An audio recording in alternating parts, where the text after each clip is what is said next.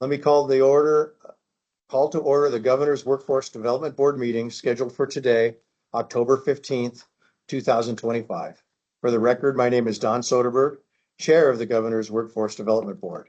Before we take roll, please rise and face the flag in this room, okay? And join me for the Pledge of Allegiance.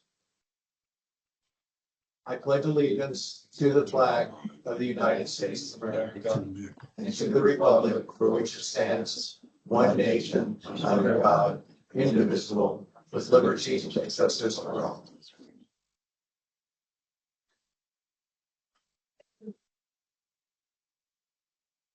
As a reminder for anyone who speaks today, please identify yourselves for the record.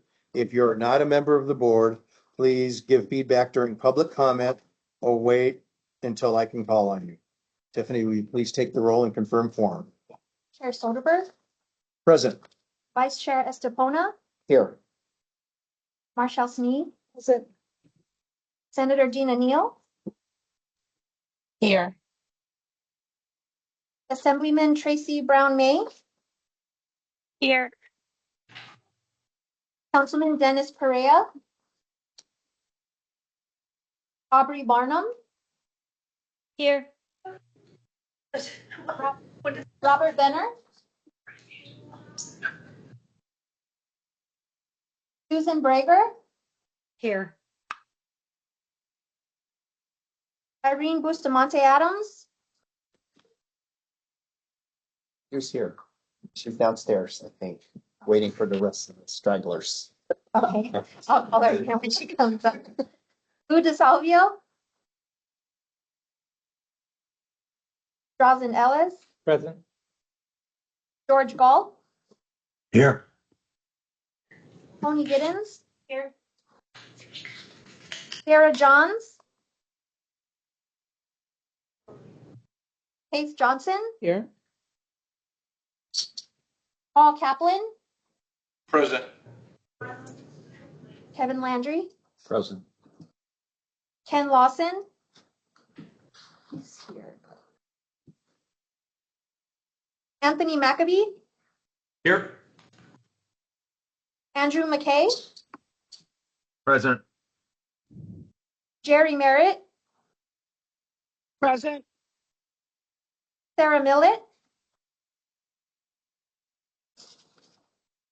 Suzanne Etchen, Present. Nancy Olson, Present.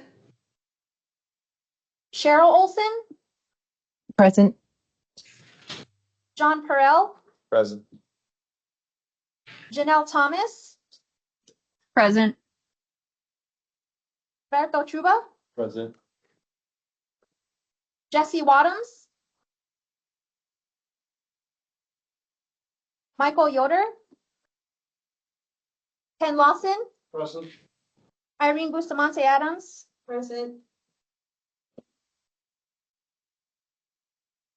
We do have a few pre-notified absences. Councilman Scott Black, Natalie Brown, Ken Goodrich, Rick Neal, and Councilman Dennis Perea. Tiffany Vasquez, Office of Workforce Innovation for the record. Let the record reflect we do have a quorum. Wonderful, thank you. I'll take a little bit out of order. I wanted to welcome Tony Gettings, the State Apprenticeship Director of the Office of Labor Commissioner, to the board. And with you here, Tony, we are now a full board for the first time since I've been around. The nice thing about a governor taking their time and making sure that they appoint the right people to the board is you get a quality board. The other thing is you sweat quorum every meeting. So the quorum is based on as if we are all full. So we have quorum, we have a full board, and I can rest a little easier on Thursdays every other month. We will move to agenda item number 3, public comment. Members of the public are invited to provide comment at this time. No action may be taken upon a matter raised under the public comment period unless the matter has been specifically included on the agenda as an action item. We will impose a 3-minute time limit on comments. Please clearly state and spell your full name for the record. Do we have any members of the public who wish to comment before the board in Carson City? Hearing none. Do we have any members of the public who wish to comment before the board in Las Vegas? Where would be a good place for this gentleman to stand? You stand up There, front come by up the here up podium. front.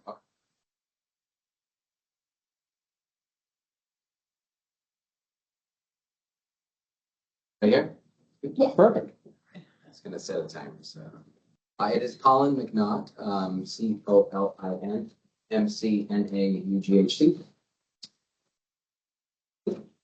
Let me know. Okay, right. Hi, everybody. My name is Colin McNaught, and I'm the proud principal at Sirma Memorial High School. I know it may not look like that, but you can trustee Bustamante Adams can vouch for me. I'm here to advocate for the class of 2026 and their ability to earn the College and Career Ready, or CCR, diploma upon completion of this school year. As this board is aware, the CCR diploma requires a minimum GPA of 3.25 and the satisfaction of either the College Ready endorsement or the Career Ready endorsement. The Career Ready endorsement is often fulfilled by obtaining an industry recognized credential, IRC, from the Owen list. The core of my concern is the recent decision to remove CPR certification, OSHA, and ServSafe from the Owens list, which took effect this past August. While I respect this board's authority and the reasoning behind ensuring credentials meet rigorous industry standards, this change should not negatively impact the class of 2026. In a quick survey of just 8 high schools within the Clark County School District, principals collectively estimate that at least 450 students are now ineligible for the CCR diploma that were on track before this change. Projecting this negative impact across the entire state is deeply concerning. For these students, losing the CCR diploma means losing a major goal they've worked hard to achieve. It represents the disappointment of not earning the white gown, stole, or hood they've watched their peers and siblings wear.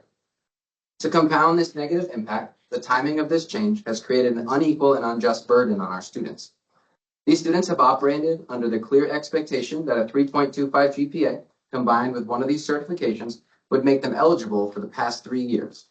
Yet we are now in a situation where some students in the class of 2026 who attain these certifications before the August cutoff date will still receive the CCR diploma, while other students in the same class who followed the exact same academic plan and were simply scheduled to earn these credentials in this school year can no longer use them to qualify.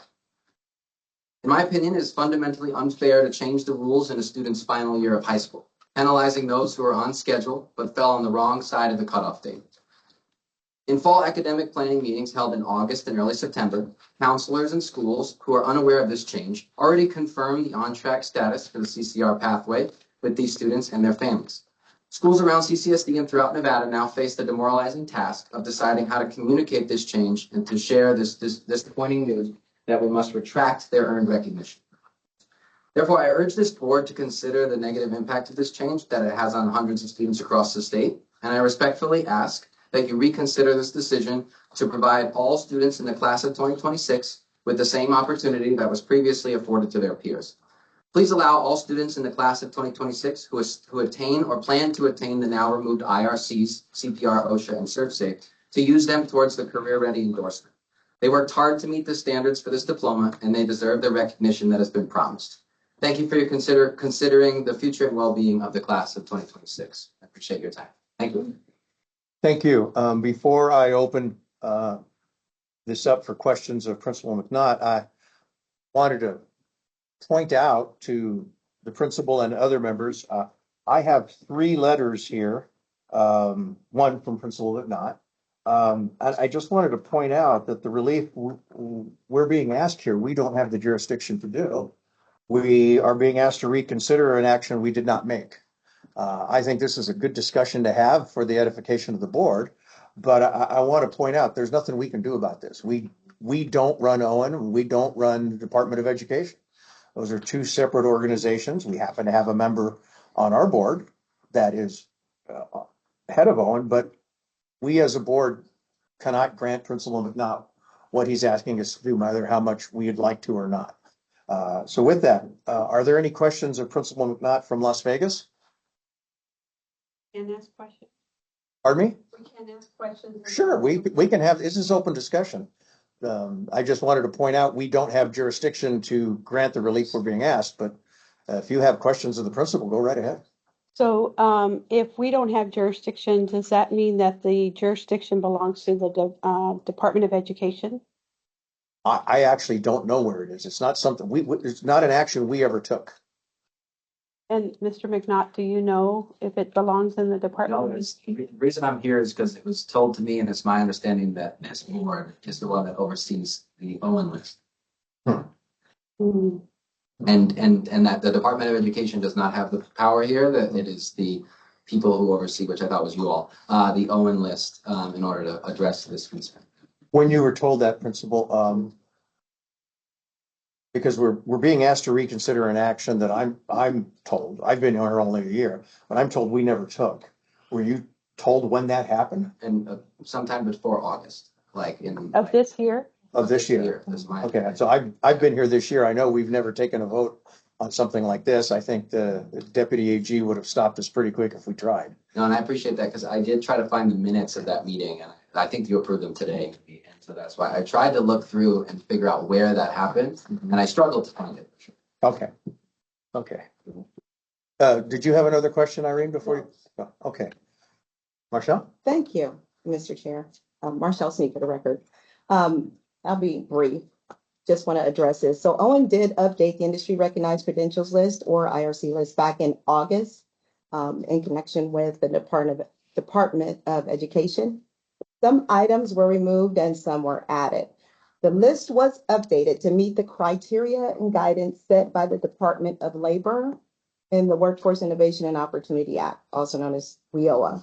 Section 3, Item 52 of WIOA, and I'm paraphrasing in the interest of time, defines a recognized credential as a credential consisting of an industry recognized certificate or certification, a certificate of completion of an apprenticeship, a license recognized by state or federal government, or an associate or baccalaureate degree.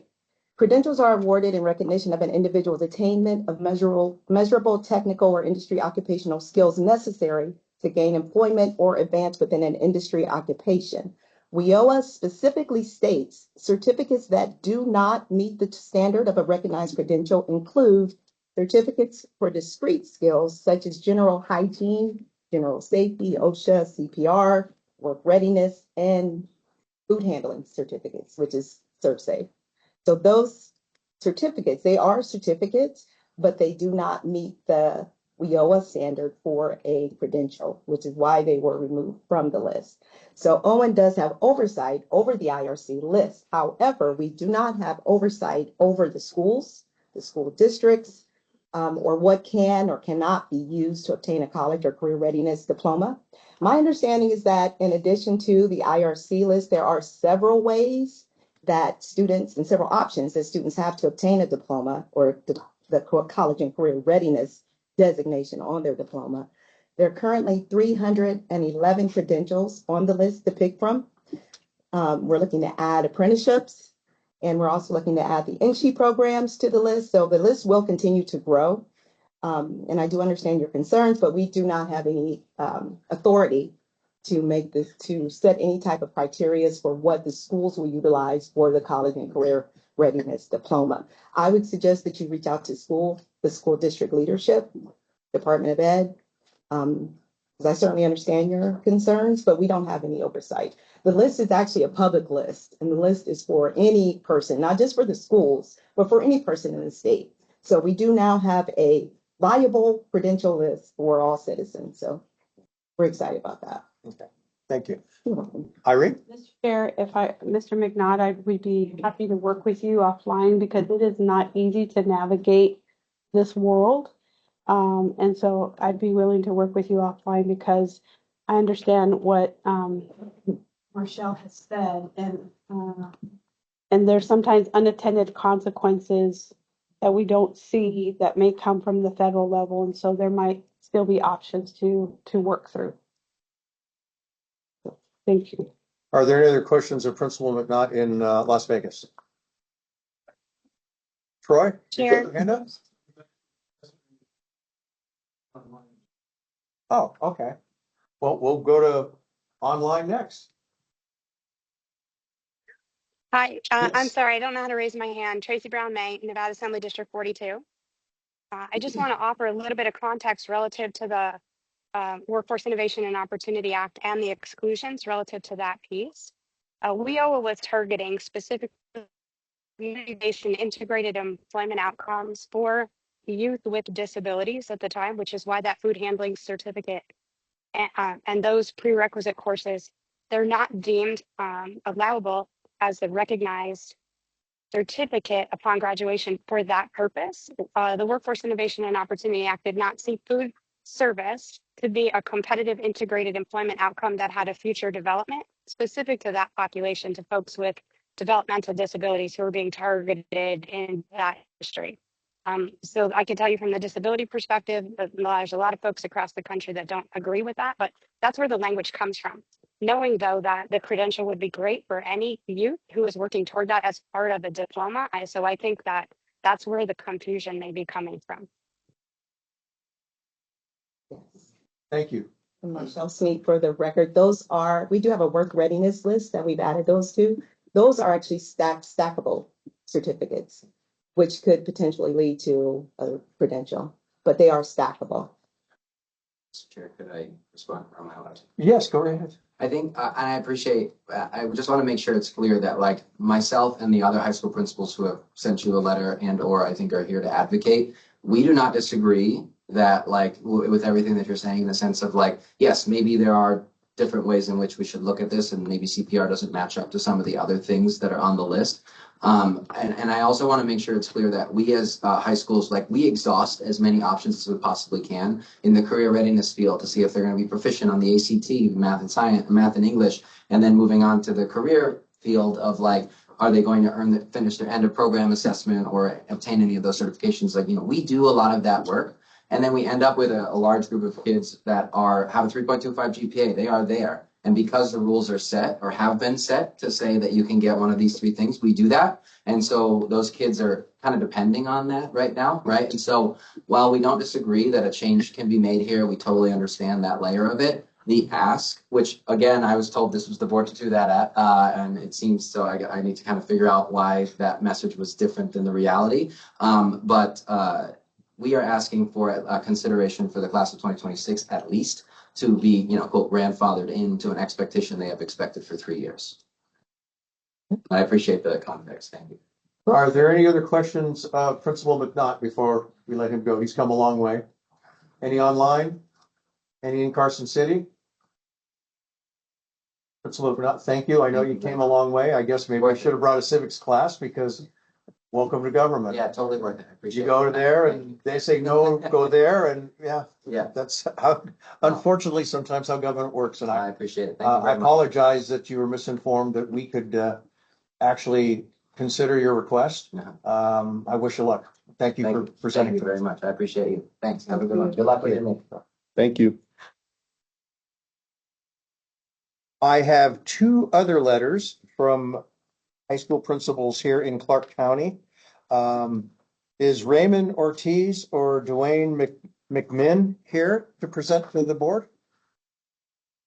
Want us to read out loud for them. Pardon me? They weren't available for the meeting. They want us to read it out. Okay, well, I'll read them out loud then. The first letter I have is from Principal Dwayne McMinn of Moapa Valley High School.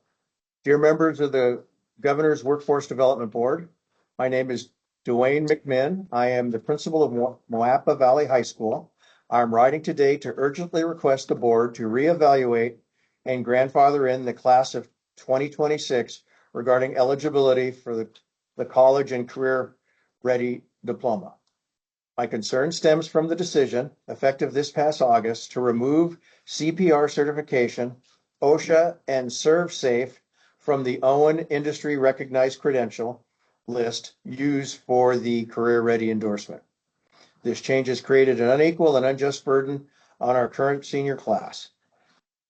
These students have operated for the past 3 years under the clear expectation that a 3.25 GPA plus one of these certifications would ensure their CCR diploma. Yet, due to the August cutoff date, some seniors will attain these credentials earlier, are eligible. Other seniors who followed the exact same academic plan are scheduled to earn the credentials this school year and are now suddenly ineligible. It is fundamentally unfair to change a rule in a student's final year of high school, penalizing those who were on schedule but felt on the wrong side of the arbitrary cutoff date. Our counselors must now retract this earned recognition, leading to disappointment over the loss of a major achievement like the CCR white gown or stole. The students had no time to adjust their plans. I respectfully urge the Governor's Workforce Development Board to immediately allow the class of 2026 to be grandfathered in under the previous guidelines. This will ensure all students in this cohort who plan to use these credentials to receive the recognition they were promised. Thank you for your prompt attention to this critical matter. Sincerely, Dwayne McMinn, Principal, Moapa Valley High School. And there is one more letter, and this is from Raymond Ortiz, Principal of Las Vegas High School. Dear members of the Governor's Workforce Development Board, my name is Raymond Ortiz. I serve as the principal of Las Vegas High School. I am reaching out to respectfully request that the board reconsider its recent decision and allow the class of 2026 to be grandfathered into eligibility for the college and career ready diploma under the previous criteria. The change that took place this past August, removing the CPR certification, OSHA and ServSafe from the OWN industry recognized credential list, has placed an unexpected and inequitable burden on our seniors. For the past 3 years, these students were told that maintaining a 3.25 GPA and earning one of these credentials would qualify them for the CCR diploma. However, because of the August 2025 cutoff date, our seniors now face an uneven playing field. Students who earned the credentials last year remain eligible. Students who followed the same plan but are earning them this year are no longer recognized. This situation is deeply unfair to the students who have done everything asked of them in good faith. It changes expectations midstream during their final year after they've already planned their coursework and credential pathways. Our counselors are now forced to deliver the disappointing news to some students will lose their CCR recognition, including the symbolic white gown or stole that celebrates their achievement. This decision, made without transition time, undermines the trust our students place in our schools and the system that guide them. I urge the board to grandfather the class of 2026 under the previous guidelines. Doing so would honor the commitments made to these students and maintain confidence in the CCR program's fairness and integrity. Thank you for your consideration and for your continued commitment to supporting Nevada students and the workforce pipeline. Sincerely, Raymond Ortiz, Principal, Las Vegas High School. Those were the letters we have on this topic.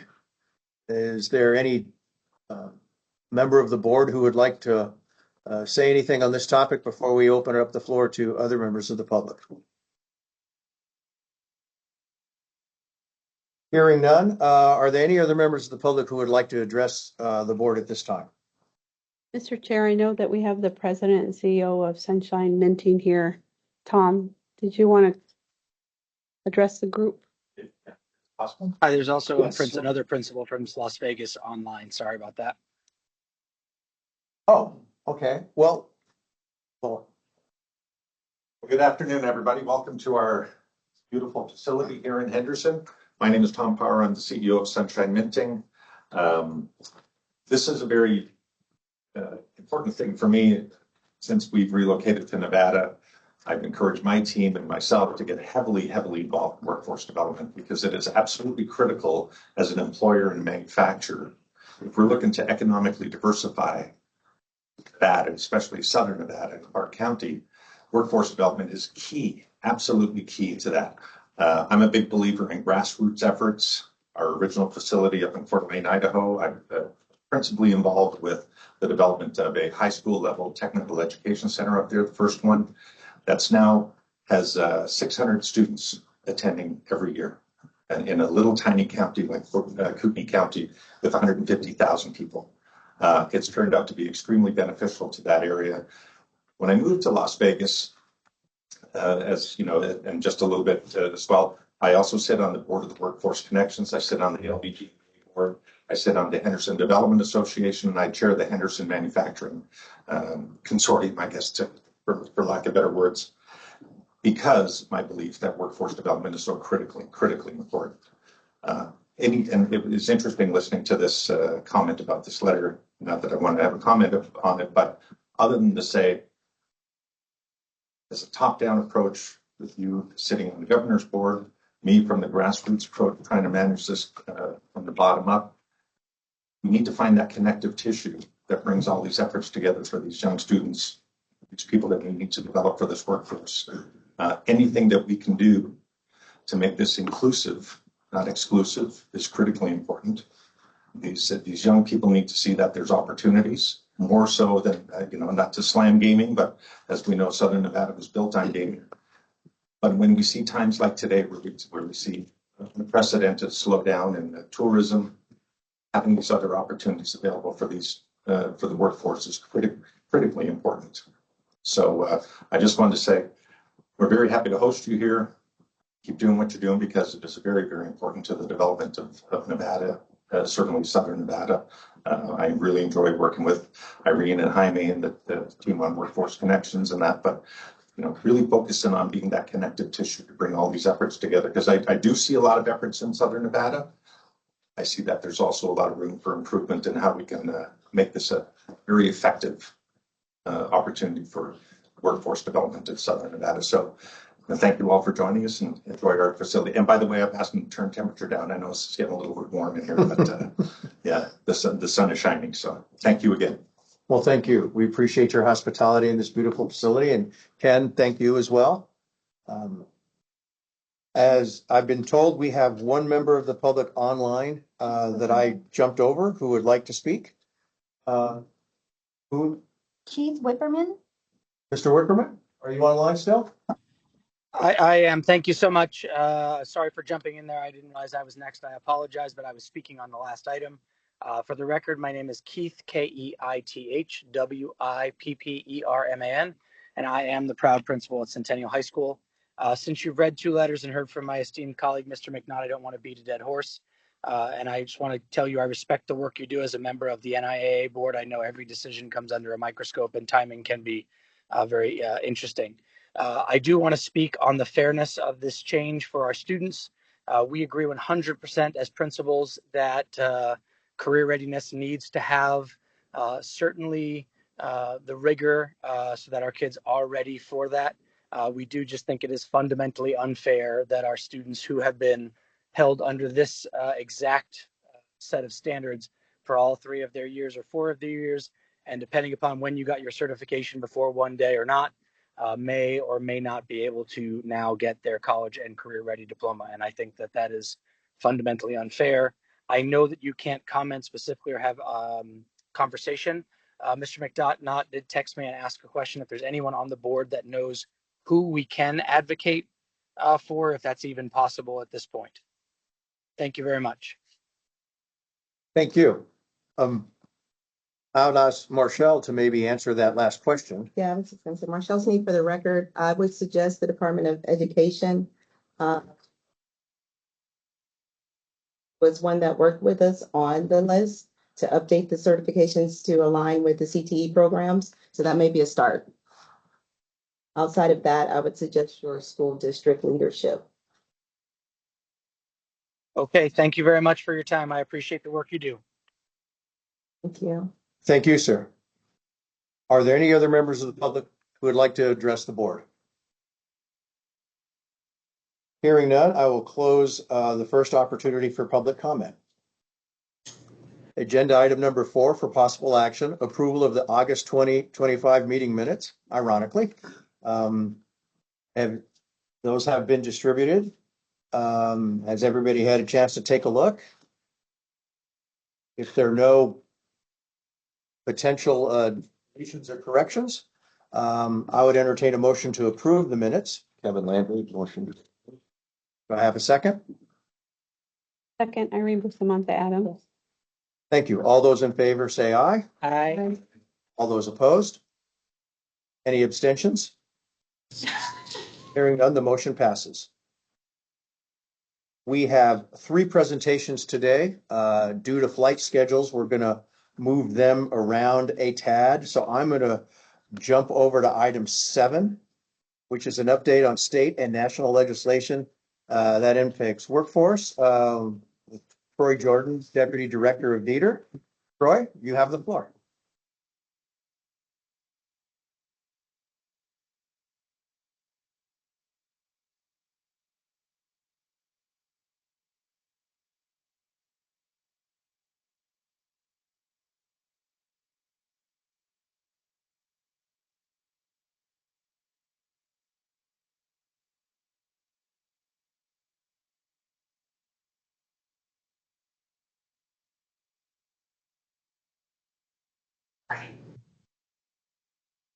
Excuse me, Chair Soderberg, Nancy Olson for the record. I believe you are muted up there and we can no longer hear Troy.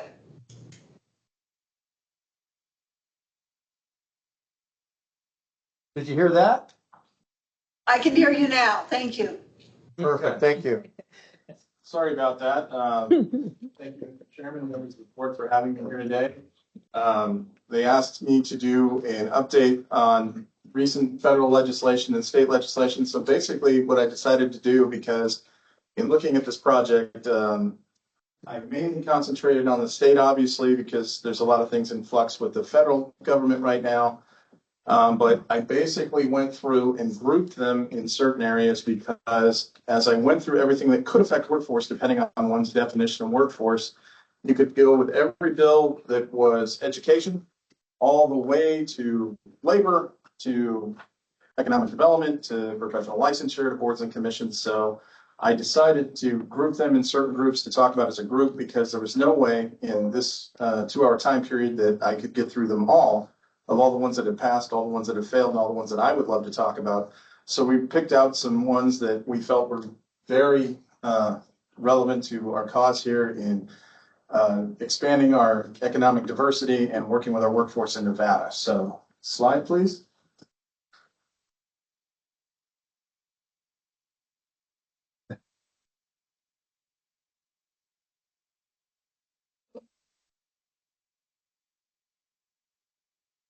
It's the volume button.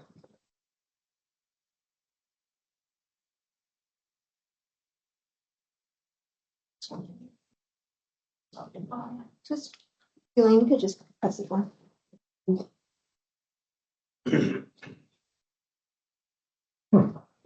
Feel better, Milt? It's an inside joke. Good one, though. You're gonna have to.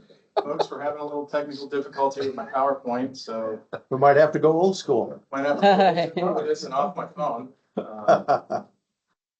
So I originally had a page, and we'll just start now. I originally had a page that said, why am I doing this? So it says about the presenter. And I'm Troy Jordan. I'm the Director of DETR.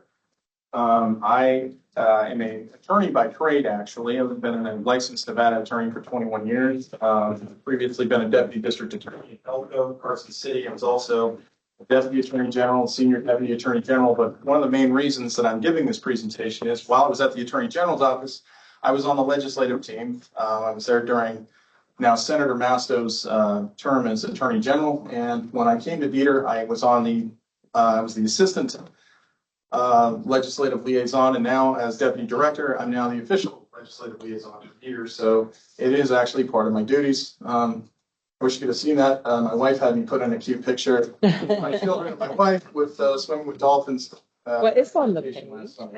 Oh, we have it, Roy. So anyway, to give you a roadmap of where I wanted to go, I wanted to talk to you about the legislative process first, because I know some of you from the private may not know exactly how a bill gets through the legislature. Talk about the budget bills this year, and then go through some policy bills affecting workforce, what we can talk about on the federal update as of today, and any Q&A, obviously.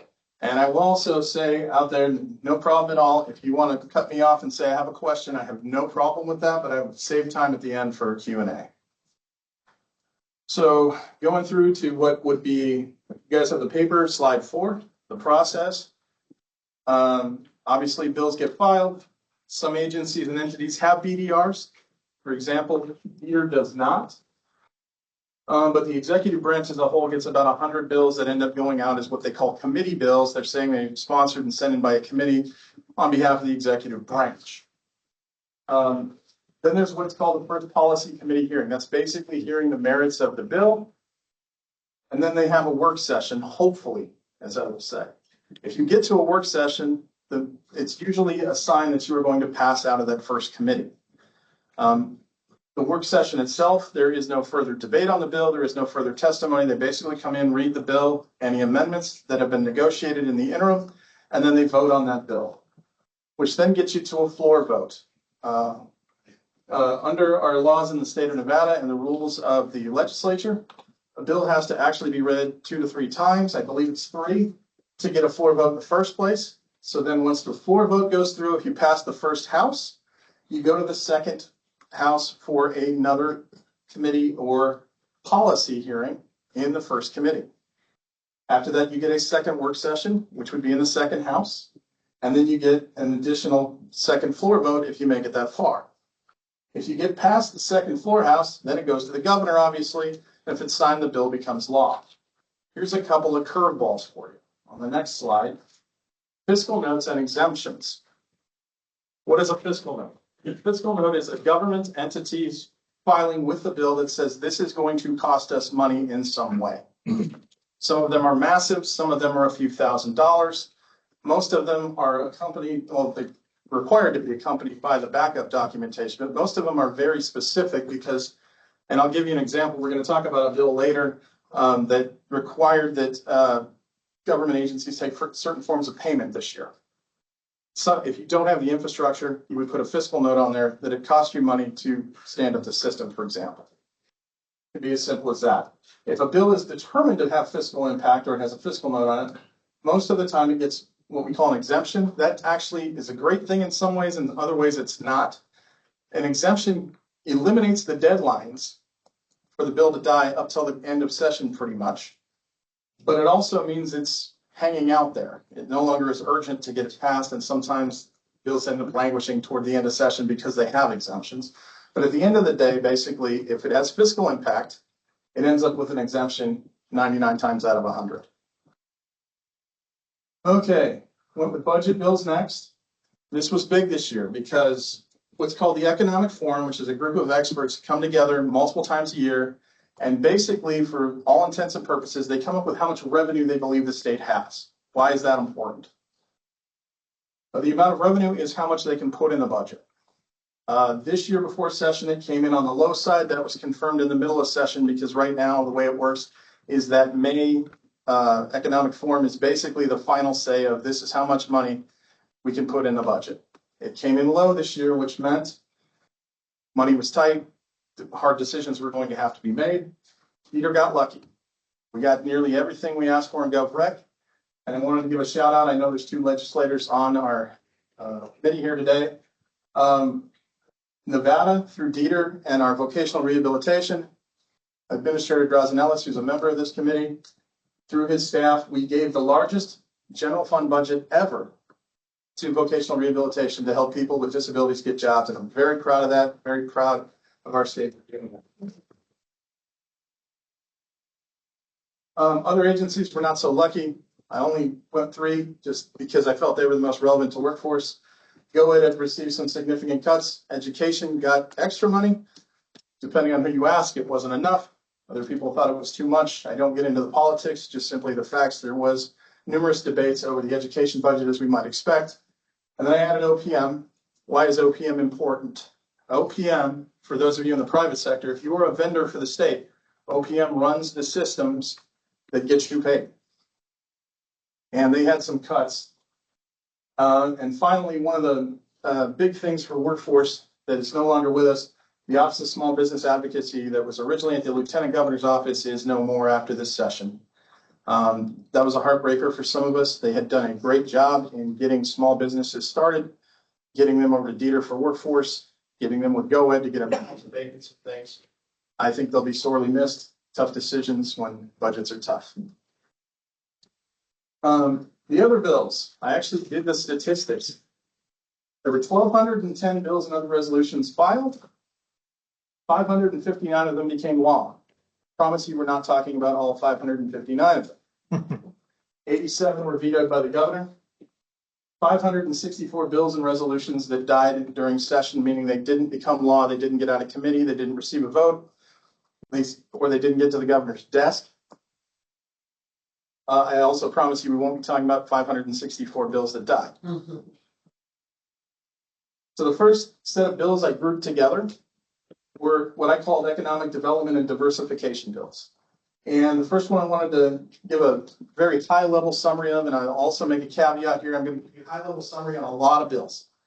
It's not going to be down in the weeds if I can avoid it. Obviously, if you have questions, I'm happy to take them, but I'm also going to tell you I'm not an expert in each bill. Some of the bills I had direct contact with. Sometimes we pledged funding. Sometimes we're part of the negotiation because it affected Dieter. Other times it's third hand. It's what I know from reading, watching hearings, things like that. So I'd hope to answer any questions you have, but with those caveats, I'll move forward. AB 462, it was a joint bill with Assemblywoman Bacchus and GOED. I would argue that this was the crown jewel of this session in workforce development because of both parts of it, but specifically the top part. They created new laws on inland ports. Why was that important? It changed the way they're labeled so that industrial parks can now count as inland ports.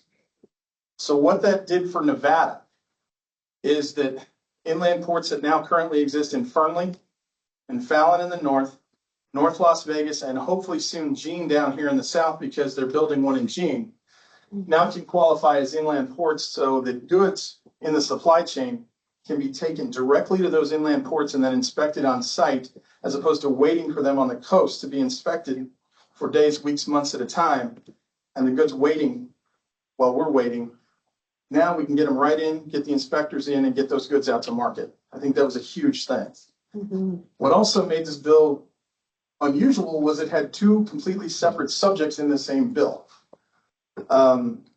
Assemblyman Hafen actually made a joke at one of the hearings. He said, we're going to talk about the teacher pipeline for inland ports, because the bottom of the bill dealt with previous bill, AB 428, which was a teacher pipeline bill from the, I believe, the 23 session, and expanded that, changed it around, brought in some accountability, and also worked. Now there's a committee that oversees that, some of which contains people in this room and other people from the public and people from our education system. I think it's going to help that program get better off the ground and streamline the way the money's moving.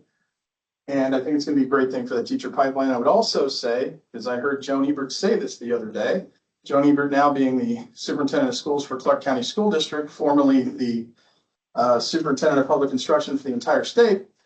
This is the lowest amount of vacancies in Clark County School District in a long time for teachers. So the work we've done with 428 and with teacher pipelines in general, it appears to at least be making some progress.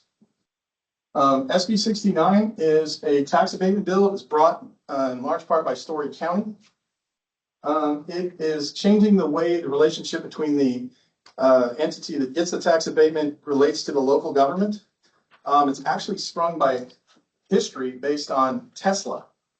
When Tesla came in, they agreed to a bunch of infrastructure and a bunch of things in Story County. What they were finding was, unless they required it, that some of the businesses wouldn't do it. This basically allows the local governments a voice in that. It was a very controversial bill on the terminology. I know that there was some north-south issues where the south didn't want certain things in, the north didn't want certain things in, but they came to a deal, and I think it's going to streamline the process, and everybody's going to be on the same page with how the local governments are going to interact with some of these businesses that are moving into their counties and that have tax abatements from the state.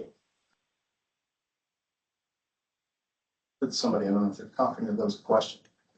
Anyway, AB 256 created a regional rail transit advisory working group, I think combined with AB 462. Rail is going to become a thing because you can also rail, most of these inland ports and industrial parks have rail. So having that transit group looking at those issues, I think it's going to be a big thing for Nevada. These were investment bills for diversification and businesses. AB 398 gave additional money for hard to fill positions in public schools. That's always a great thing. AB 573, money for incentivizing pathways to the teaching program. Again, great way to spend the money. SB 119 renewed the NV Grow program. That is a startup program at CSN.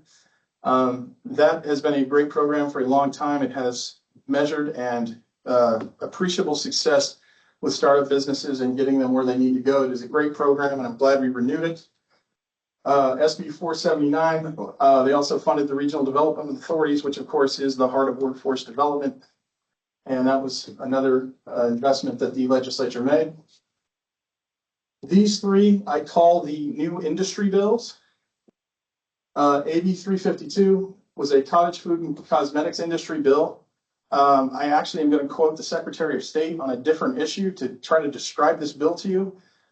Previous sessions, they had, we have the state business license and we have some offshoots of that, but they did street food vendor licenses a session ago.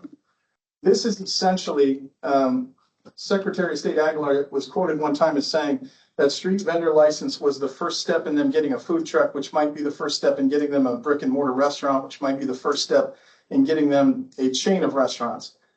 This program is basically going to be the first step of someone who wants to sell cosmetics and cottage food, as I would call it the ability to get the street vendor license, which may result in a craft store, a mobile unit, and then probably a brick and mortar and possibly an empire of cosmetics and cottage food. So very much in that same vein. AB 375, alcohol delivery by food establishments. It is official now. You can order pizza with a 6-pack of beer or a bottle of wine if you so choose. There was a whole bunch of debate on that bill, not necessarily about the concept. I think everybody agreed that this was a good thing for the restaurant food service industry, but was the guardrails in place on how it was packaged, that they have to ID the person in the training. And me as an Eastern Nevada kid, I think I forgot to mention, I'm a Eureka, Nevada kid. A town of 600 when I lived there. It's got about 1,000 now. If you take a right angle straight up from Las Vegas and straight east from Reno, Eureka is right about at that right angle point in central Nevada. And one thing we have out there is pecan punches and a lot of fast food and culture. This bill also made the pecan punch the official drink of the state of Nevada, which us from the east will tell you it's a long time coming. But now you can order your pecans with your steak to your house if you're ordering delivery food. That bill was carried by the speaker and Bert Gurr of Elko County. And I think it's really going to revolutionize and get some extra income for our food service restaurants all over the state. The third bill was the new meat and poultry inspections. It became important because we were having trouble in the ag industry of getting the meat inspected, except they were in-state. Some Eastern Nevada ranchers were literally having to drive their cattle to Salt Lake City to get meat inspections. This is going to allow on-site meat inspections out in rural Nevada, and even has put out money for mobile, so they can literally go out and kind of go to each ranch. But the big thing it allows for costs and getting costs down, everybody talking about the price of goods and everything, it allows, because of the inspections and the way this bill is written, to send the meat and poultry directly to a restaurant or directly to a grocery store from the farmer/rancher. That's going to hopefully lower the price of meat and poultry in Nevada, and it's going to get those farmers to market much faster. Professional licensure bills. This has been a big issue. This is by far one of the most controversial subjects, and it is a wide, vast area of law. So I started with a set of bills where they created new licenses. The first being SB 124. Foreign doctors can now operate under certain conditions in Nevada under certain limited licenses. And when I say foreign, I mean from out of the country. SB 130 was a restricted contractor license bill that changed the definition of certain work for contractors. There's certain low-level work that is now allowed under a restricted contractor's license, which should help more people get into that industry. SB 165 was new licenses for behavioral health professionals. SB 175 requires a recognition of certain military certifications for employees working as teachers. Basically, what that allowed was people who have certain skills from the military to get their teaching license. They required that certain credentials that they got were recognized if they were trying to apply to be a teacher. SB 251 adds licenses for psychologists, their assistants, and trainees. SB 285, this one was an interesting one to me. because I was trying to figure out why they went so detailed, but basically what it allowed for is there's different curriculum and standard for each construction trade. We're talking everything from electrical, plumbing, and they have, as someone who wasn't from that industry and is not as familiar with that industry, I would say different offshoots of each one has its own curriculum, and it wrote it right into the bill and allowed apprenticeship programs per curriculum. So it expanded that out and got the curriculum separated for each individual field. Okay, and this was my boo-boo. This is slide 13. I actually reprinted 251 and 285. So we'll go with 519. This created licenses and certificates for personal care services and personal care services agencies, which is the way I read it is not only the person, but the business for people for in-home care and other personal care services. And now we're on compacts. Everybody loves compacts. There's numerous ones every year. This year, the ones that passed, AB 163, counselor compact, meaning out of state, in state, you can get the same credential. Audiologists and speech language pathology and marriage and family therapists all passed. These bills are also professional licensure, but what these did was change current existing licenses. AB 319 revised qualifications for licensures for physicians, physician's assistants, and practitioners. There's a number of pieces in that bill. It was all about what they had to do, certain things they had to do, but it was pretty vast. It's a very large bill, but it related directly to the qualifications to obtain physician's licenses and physician's assistants with the intent of expanding. AB 270 revised provisions relating to registration and licensure of architects and professional engineers. Again, just qualifications. AB 183 made the license to be an optometrist a revocable privilege. That was very interesting to me because I didn't know that prior to that, once you got an optometrist license, you were in. They didn't have a board like the doctors or like the lawyers have bars.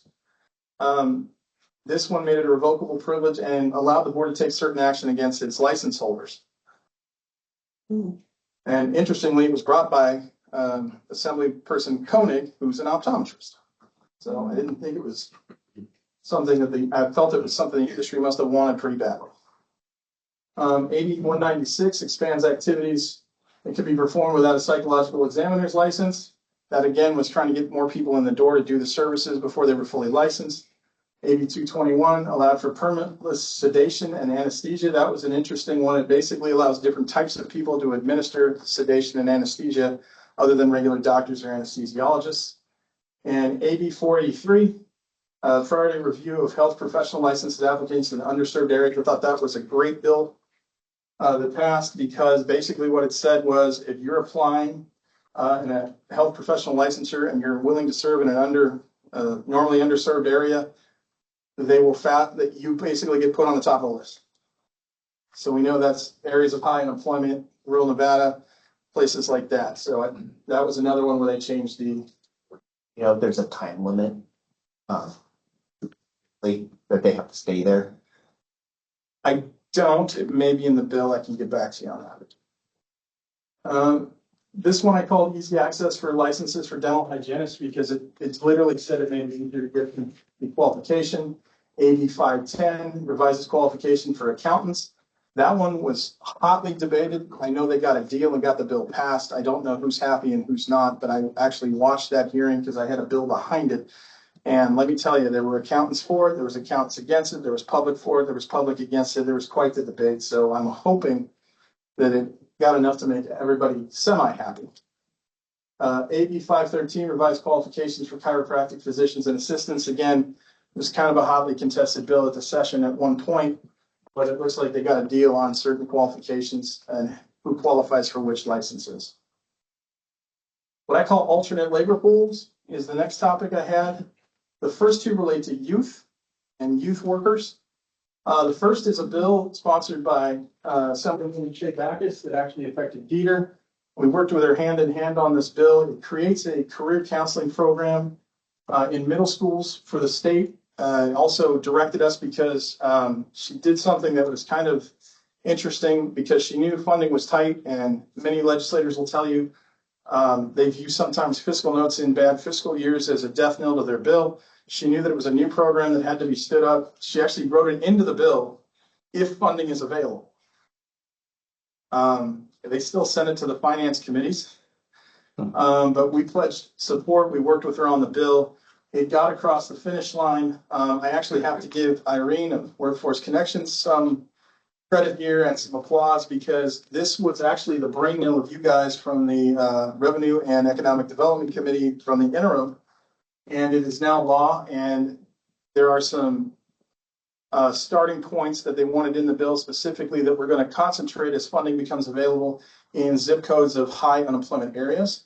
We are also getting that program is basically has a plan out, and as it comes in, we'll be giving you updates. But there was a lot of work to get to that bill, and I think it's going to be a good program to start and get to potential youth workforce people earlier.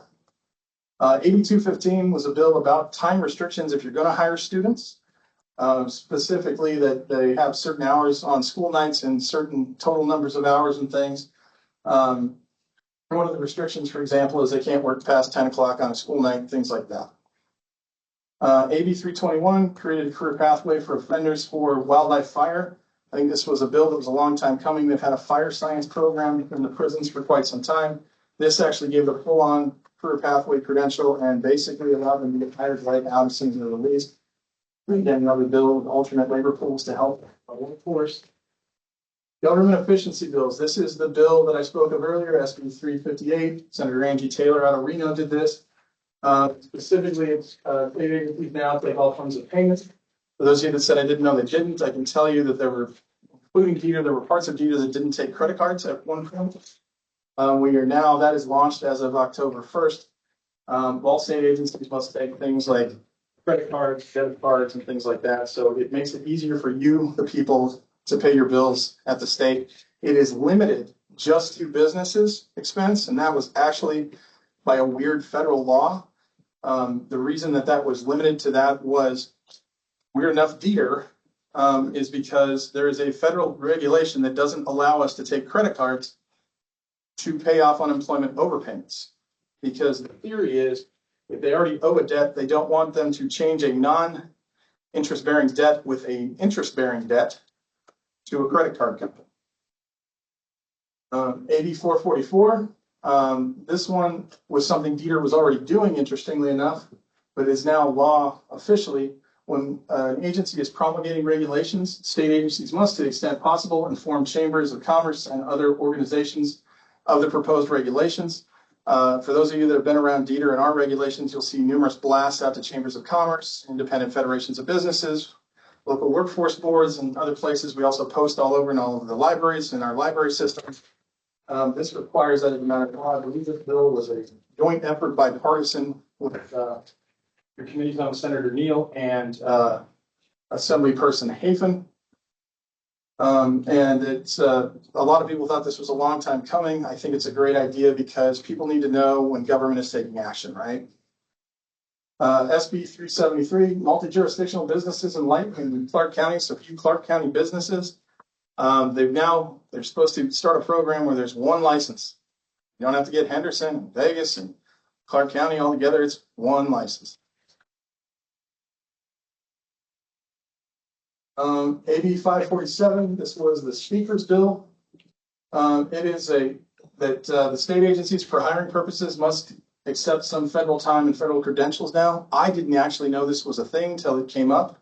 Apparently, in our restrictive THRM rules, people that had worked in the same jobs federally weren't giving credit for their time of service as far as their pay and steps and grades and qualifying for certain positions. So I think that was another bill a long time coming, because obviously we've had vacancies at times at the state, and this will allow us to hire away federal workers with experience. AB 442 is a bill that requires if you are granting funds to a nonprofit, they must be paid within 30 days of the invoice. Obviously, how that helps those nonprofits is they get paid faster.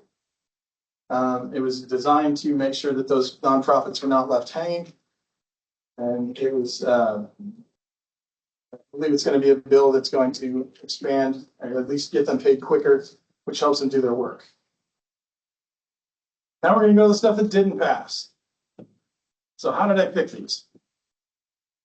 I picked ones I think will come back. I picked ones that were workforce related, but stuff that I think will come back. Sometimes bills go away for different reasons. Sometimes in bad fiscal years, it's because they cost money. Other times it's because they just ran out of time.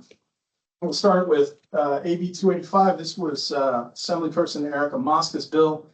Peter had pledged some money for it. It was to start a state service corps program in which they basically went around the schools and told kids, this is what you could do if you want to work for the state, to help state with vacancies.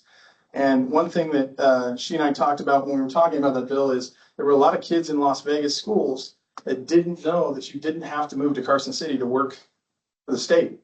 And I kind of had to giggle because I know at Dieter, we have more employees in Las Vegas than we do in Carson City. So it was a thing to get out there. I think that may be back. I think it'll be a good program if it ever gets off the ground. SB 271 created an apprenticeship for nursing. Obviously, we need nurses, we need doctors. Making an apprenticeship would have been a great thing. It did not make it out. AB 314, Dieter was actively involved in. It was a medical workforce pipeline bill. It was designed to take the AB 428 bill I talked about with the teacher pipeline, actually has two other prongs that say two other pipelines must be created. We've already put one of them to medical, but this was going to put some funding behind it, some regulation behind it, and to allow tuition reimbursement for people that went through the program. Unfortunately, it did not get out. It was sponsored by Assemblyperson Rebecca Edgeworth. It did not make it out. AB 371, the Cosmetology Compact, didn't get out. It's been voted down before. I was making the joke this morning, foreign doctors great, hairstylists from California apparently not.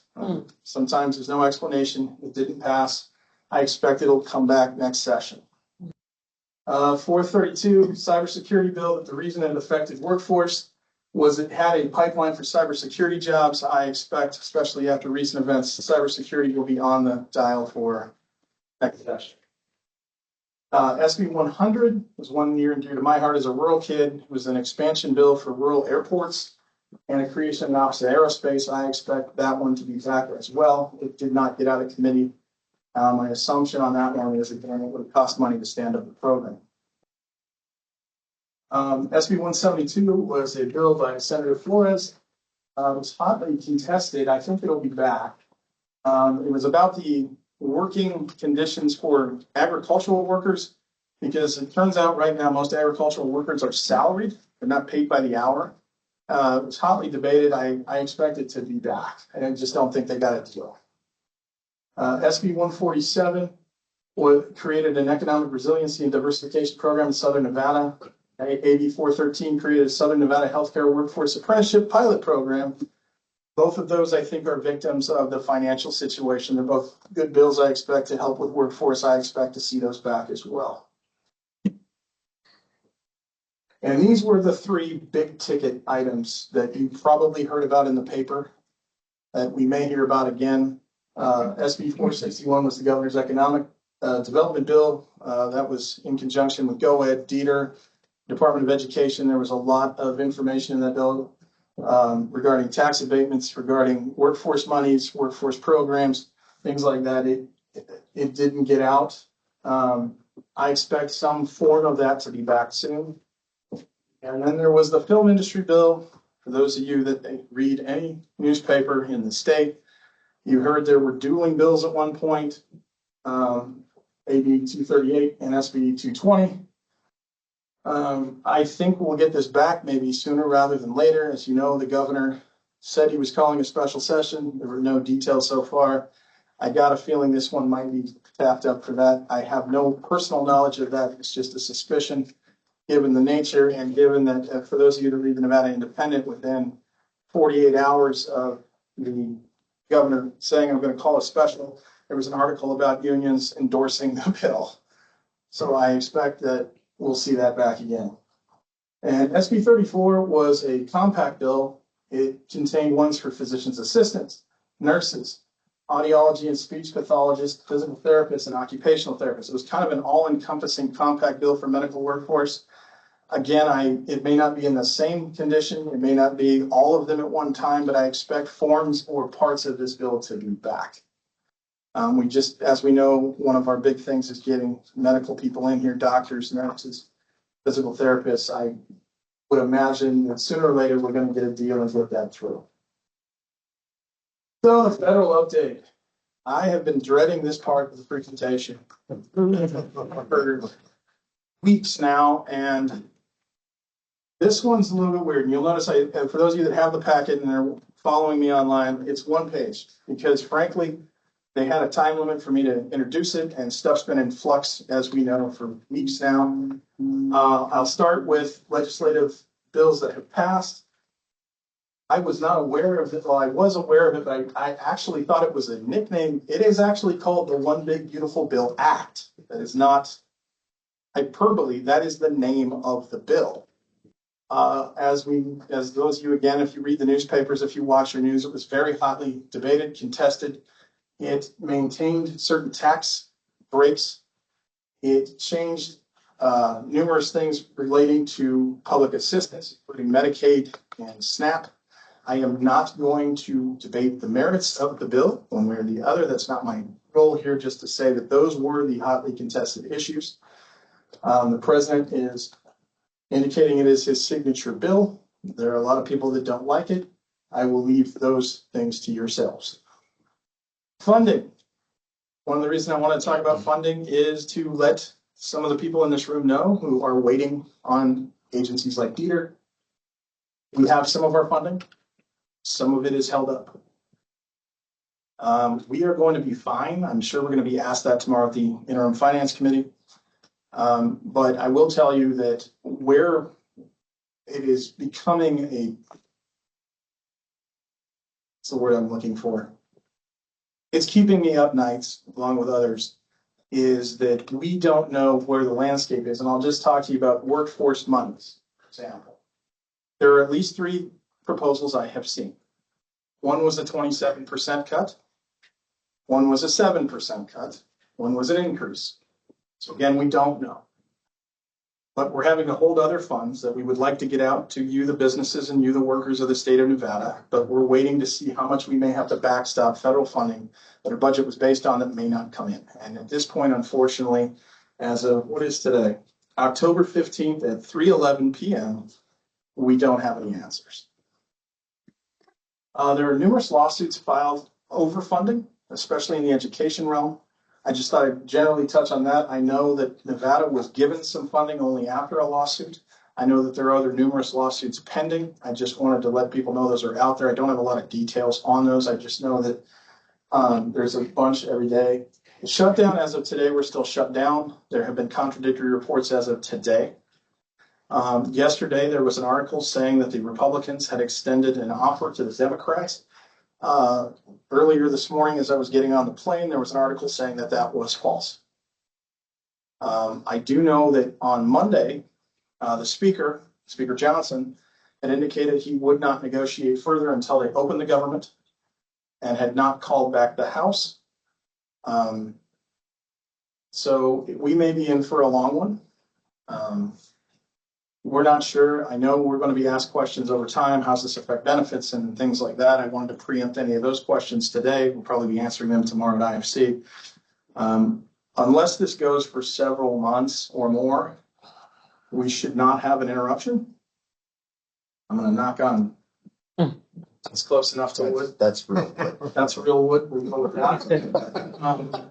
That's it. And of course, what we're all trying to get to is a budget or a continuing resolution to get things paid. That's about all I could come up with a federal update, because right now they're shut down. I would tell you one thing that's affecting is they already have started, as of Friday, they've started laying some people off, and there were certain people told to go home on October 1st. And I can tell you that one thing that it is affecting, and it's not affecting the way we can deliver services necessarily, but when we pick up the phone to call a representative of the Department of Labor, they're not there. That's basically where I would say right now is the biggest problem is if we need guidance or we have a question, there's nobody there. So that's our big concern right now. So, Mr. Chairman, as I always warn people, don't give the lawyer the mic. But that's his presentation.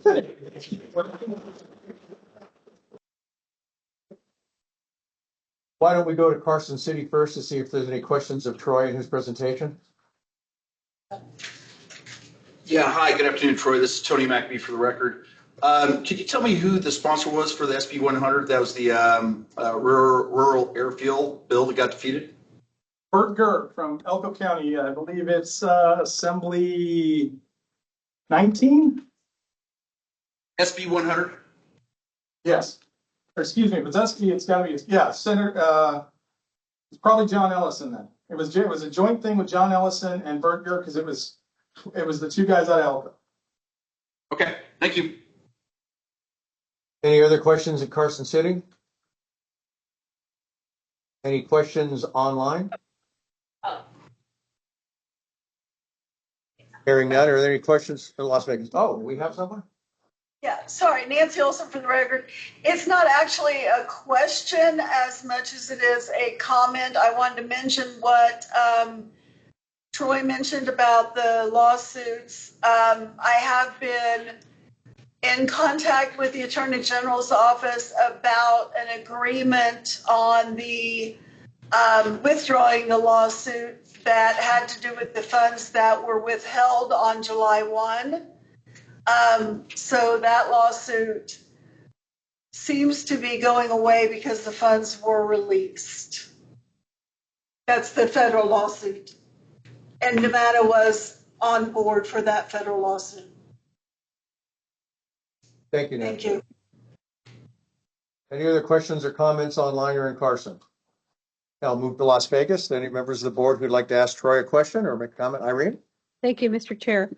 Troy, I didn't realize that this was under your purview. This was phenomenal, and I know I might be a geek regarding this legislation. But so thank you. This was so impactful. I know as a local workforce board, we can now digest everything that happened from a workforce development standpoint, but also the ones that didn't make it.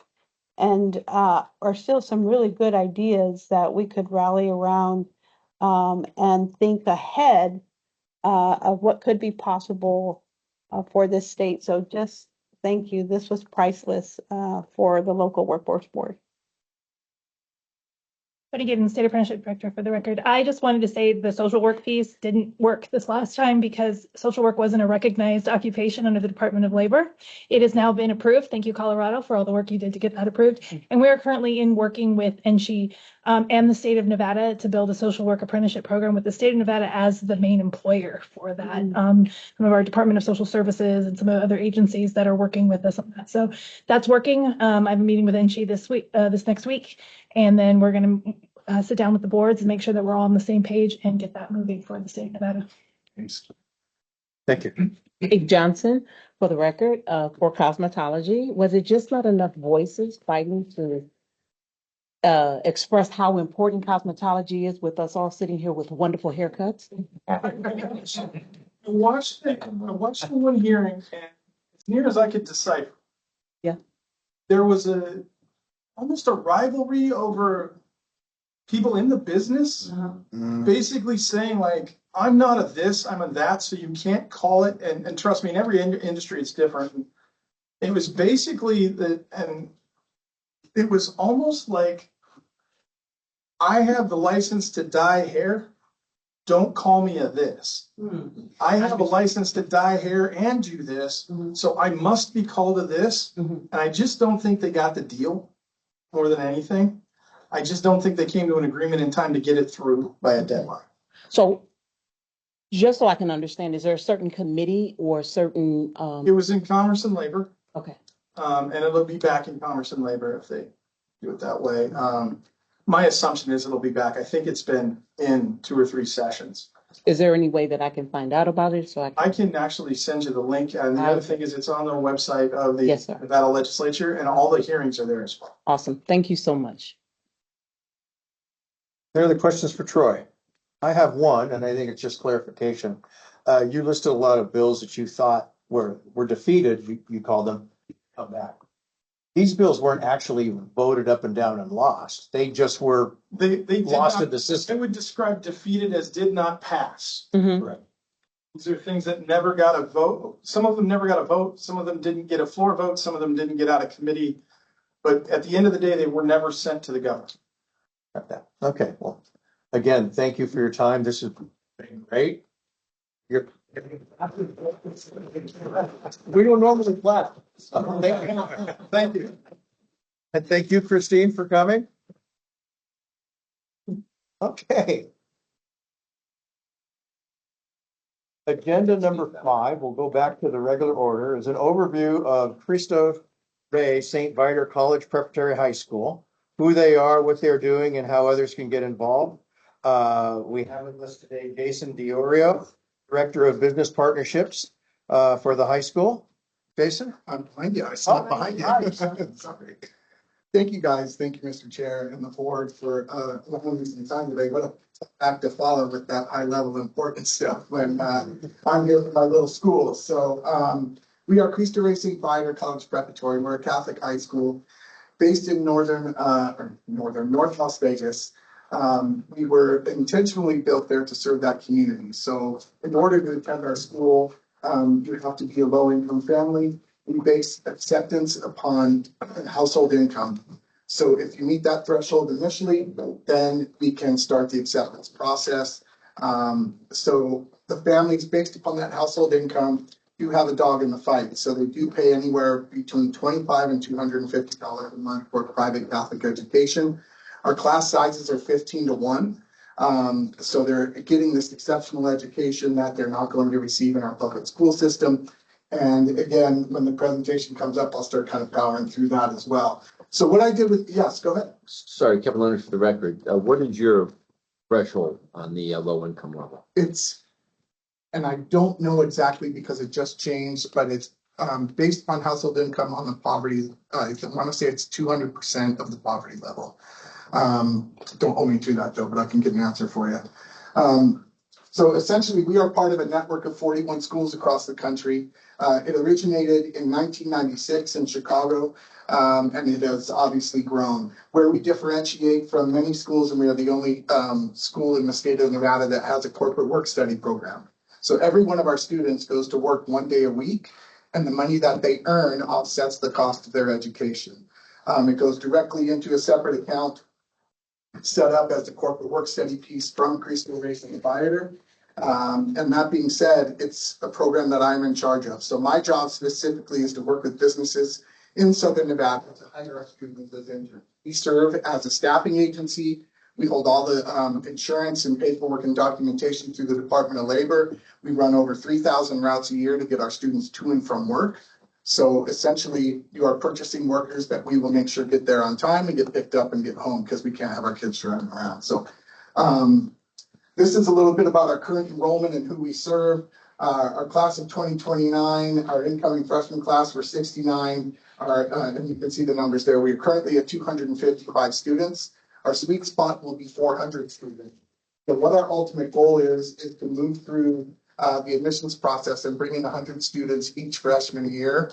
Right now, I can share with you, we are already at 59 applications. This time last year, we were at 17. So word's getting out, and that is one of our biggest obstacles. Our people, number one, don't know we exist. Number two, we kind of get bumped in with Bishop Gorman here as the other Catholic high school in town, which we are entirely different than, besides the Catholic piece. And then, you know, people even in that area, I've had many conversations with families that drive by and see this facility that was built in 2019 and think there's no way my kid can afford to go there. And then when they do their homework, we get them in the door and then they take that tour. So this is basically who we serve. This is our admissions team. And what they do is their focus is right now to work on what we're calling the 10 from 10. So the 10 closest local schools, public schools to our facility. Dulce and Elsa hit those with the counselors and they're doing open houses and those kind of things to spread the word. As I said, the first part of the application is the financial application. Then they come with the required documents from the school, and then they have an interview. So the families come in and interview. We separate the student from the parents. We interview the student individually and the parents individually, and then we bring them together and answer questions and make sure that everybody's on the same page. Because I can share with you at 13 or 14 years old as a freshman, I don't know if I would have bought into this because I wasn't so smart back then. But the kids that are at our school are exceptional and they buy into the process right from the onset.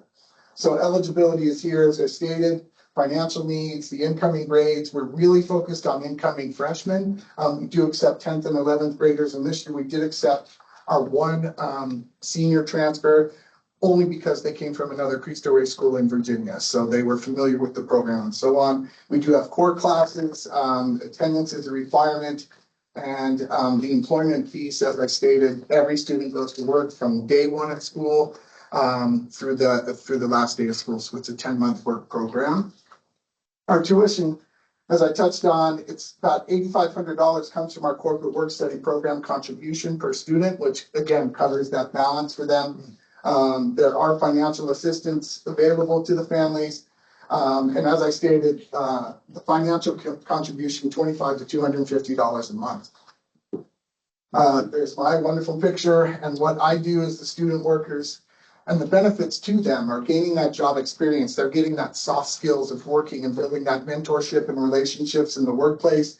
They build tools and knowledge that they wouldn't have essentially right in the public school system, and they can earn up to 50% of their education. We are currently sitting at 68 corporate partners that we go to 75 different locations. So there's multiple locations with some of our partners. We do have sponsorship opportunities available, which we're proud to say the Vegas Golden Knights partnered with us this year.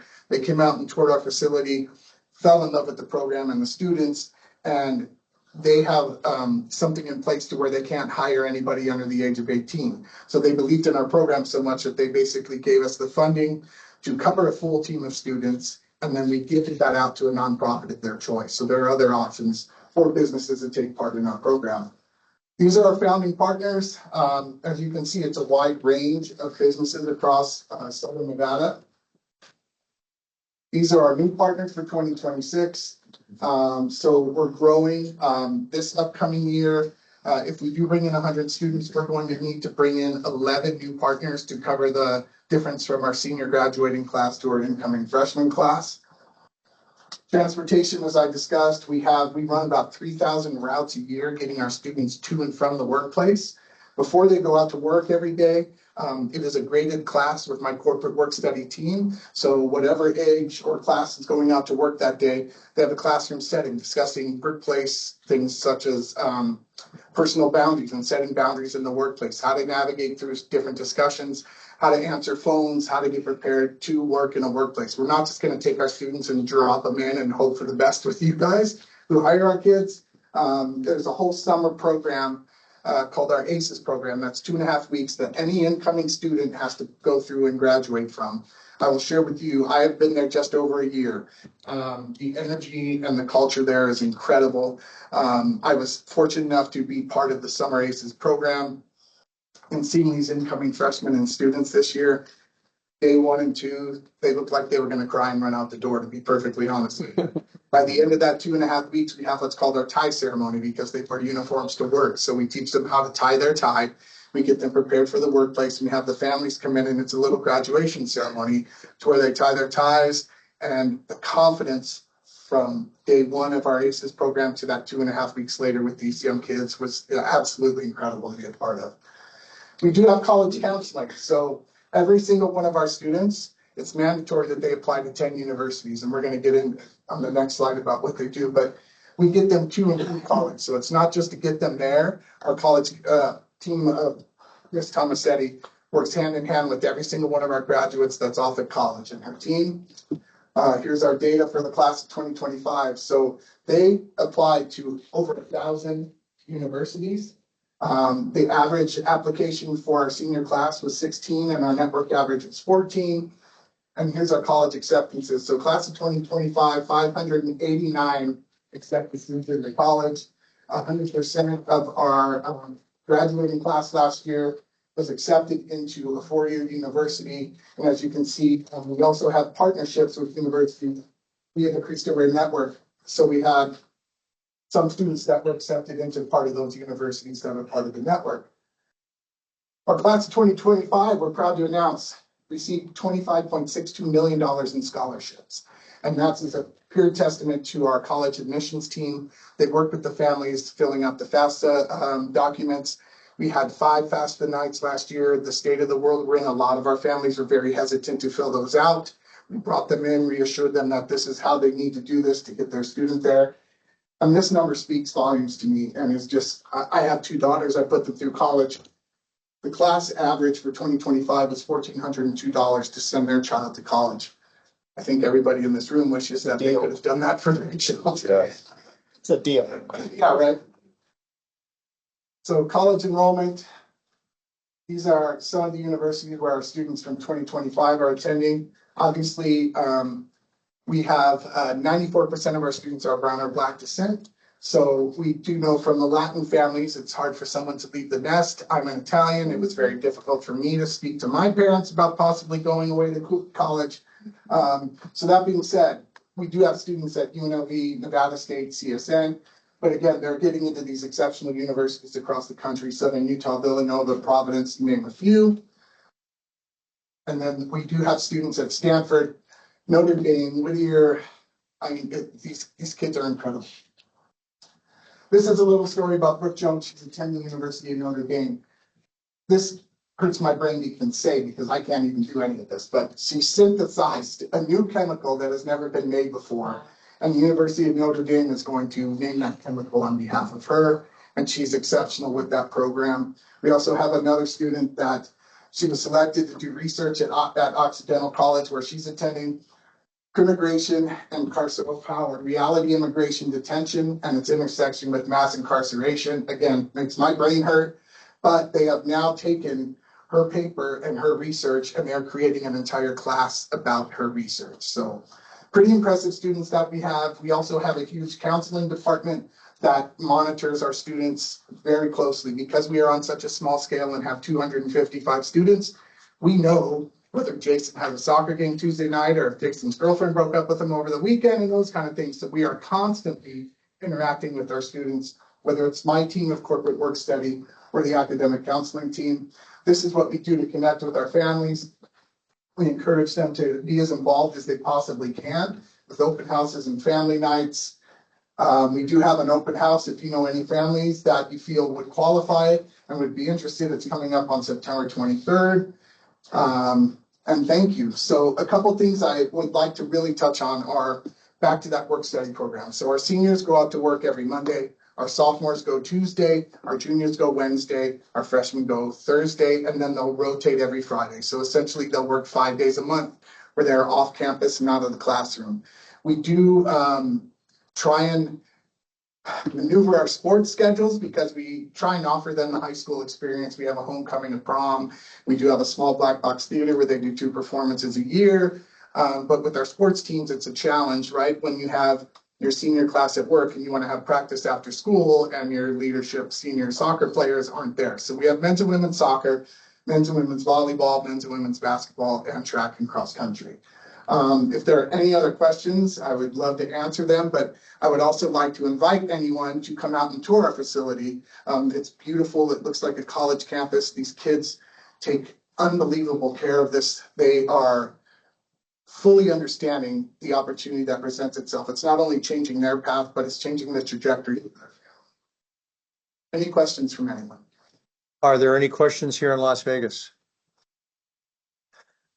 Eighth, I'll let you go first this time. Not a question. Oh, Haith Johnson for the record. Not a question, but a comment. This is absolutely incredible. Thank you for all that you do. Amazing presentation. Thank you. Mhm. Irene? Thank you, Mr. Chair. We are hitting a home run today. My questions are twofold. One, can you put the picture back up of Brooke? And I'll share why in a little bit. But my questions for you, Jason, are twofold. One, we're a quasi-government agency as a local workforce board, so we could not, the way that we participated in this for several years was there were employers who could not take on students, but they were willing to give money, and we were the beneficiary of that. So we had several students go through our workforce system, and Brooke was one of them. Oh, really? So she was my person So to hear that about her, that really helps me to know that we made a difference. So is that still available? So there's a lot of government entities that may not be able to pay, but there was private employers that put up funds, and that's how we benefited. So we do have students that work for Secretary of State Cisco Aguilar. He was one of our founding board members, and honestly, it was his brainchild. He came from Arizona, and where there was a school in Tucson, and when he landed here in Southern Nevada, he wanted to get it started. It took him about 9.5 years, as the story goes, to get the funding and get this up and running and working with the network. But we've been around since 2019, so he was a big proponent of that. We do have students that work for a federal judge. We have students that work at the consulate of Mexico. And then they work at gaming companies. And our students just don't go in and answer phones and file. I'll share a story with, we had a young woman named Elizabeth who graduated last year, and she's currently at Chapman University. She's Filipino, and her story that she shared with me was everybody told me my whole life I was going to be a nurse or in the medical field. And she said, so we had her work at a hospital. And she was like, God, I don't think this is for me. So she ended up going to one of our gaming companies that was a partner. She worked in their marketing department. She built out their entire website. She was coming up with ideas that, you know, you're getting a different viewpoint when you get our students in there. And she not only built out the website, but was creating items to sell on their website and so on. So, I mean, there's thousands of stories that I could sit and talk all night about our students, but those are two. And I will just leave you with this one before I answer another question. We had our family orientation, had our student orientation where they come in and they get their Chromebooks and so on. And I saw a couple senior student boys in the corner being boys, goofing, laughing. And I walked over and I said, how's your summer? And he said, you know what, Mr. DiOrio, he said, I work at a law firm for my corporate work study piece, and they hired me over summer. He said, I got to work over summer. He said, it was tremendous. I'm going back there as school starts in a couple weeks. And he said, and I will just share with you, he said, I had two of my best friends running the streets all summer. Both of them decided not to go back to high school, and they're going to start working. And he said, if I was not here at Cristo Rey St. Viator, I would be with them. And Wow. He said, this has changed my entire life. And, you know, we have students that come back, and where my office sits, my corporate work study team is directly outside of my office. And as these students came back last Christmas break, I heard the stories of, I didn't like you. You pushed me so hard, but I am able to go to college and have conversations with my professors that my peers are not having. I'm able to engage in my new workplace when I'm at college with people because I've gotten that mentorship and that partnership with adults that, you know, these students don't have that support at home. So they're getting it from our corporate work study program and our teachers for that matter. My last question, Mr. Chair, is that a lot of these students do go away.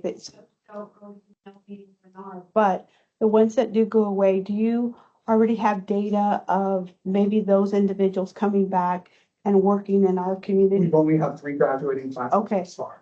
So I know our network does collect that across the country, and we are in line to do so when they start coming back. Awesome. And then I know there's an American Job Center right across the street from the campus. So I don't know if a relationship has been developed. I know they were going through some remodeling. Cristo Rey was opening up, but of the employer V. Yes, they came out and toured the campus. Good. I know that they, with their 2 offices, they were very excited about it, and we're trying to work some things out to budget for that. And that's when I first got in the door. I'm like, these people are across the street. Is anybody knows on the door yet? So I went over and talked. So, Thank you. yeah, absolutely. Hayes Johnson for the record. Last statement, I was invited by, I don't know if he's still with you all, John Renedo. Well, John is a great guy, and I'm very glad he's no longer with us because I took his spot. Okay. Well, I got an invitation to tour, and I'm definitely going to email. Please reach out anytime. Any questions of Jason in Carson City? Any questions online?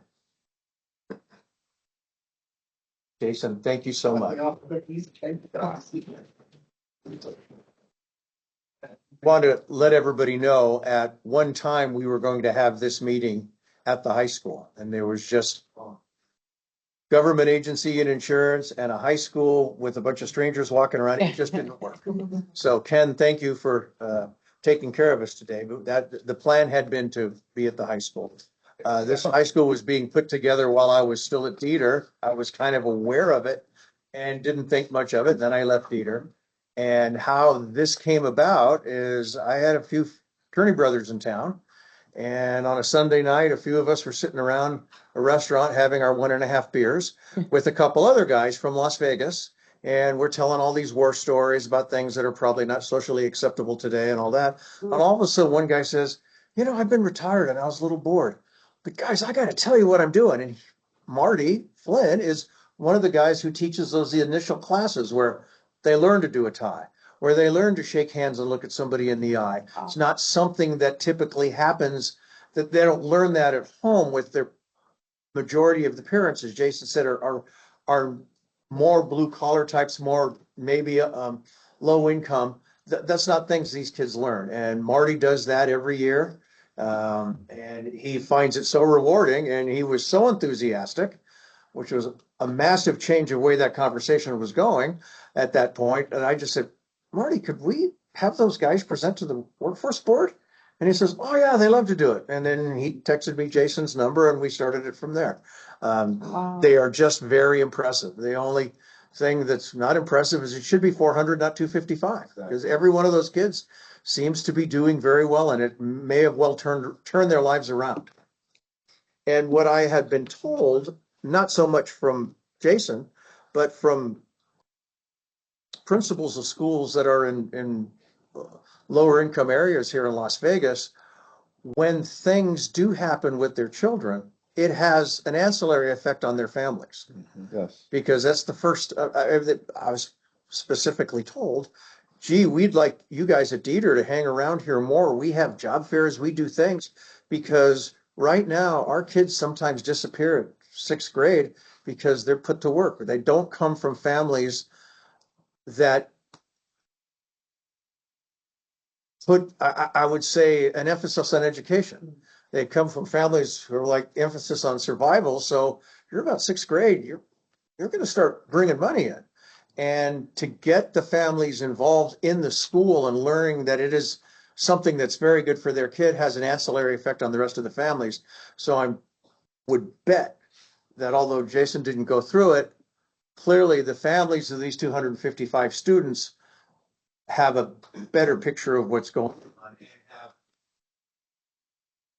now access to the America's Job Center where they can improve their lot where they didn't know about that before. That's my soapbox, and I'll cut it off because we have one more presentation. And I appreciate item number 6, Nevada Economic Development Efforts. The people from GoEd, and I apologize, it's been a long meeting. But please take as much time as you want. You are a star performer. I'm sorry to have you had to sit through all of this.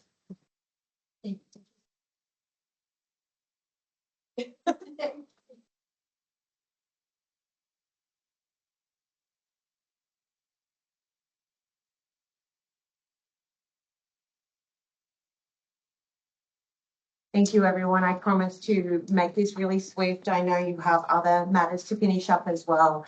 I'm Melanie Sheldon, Senior Director of Business Development for the Nevada Governor's Office of Economic Development.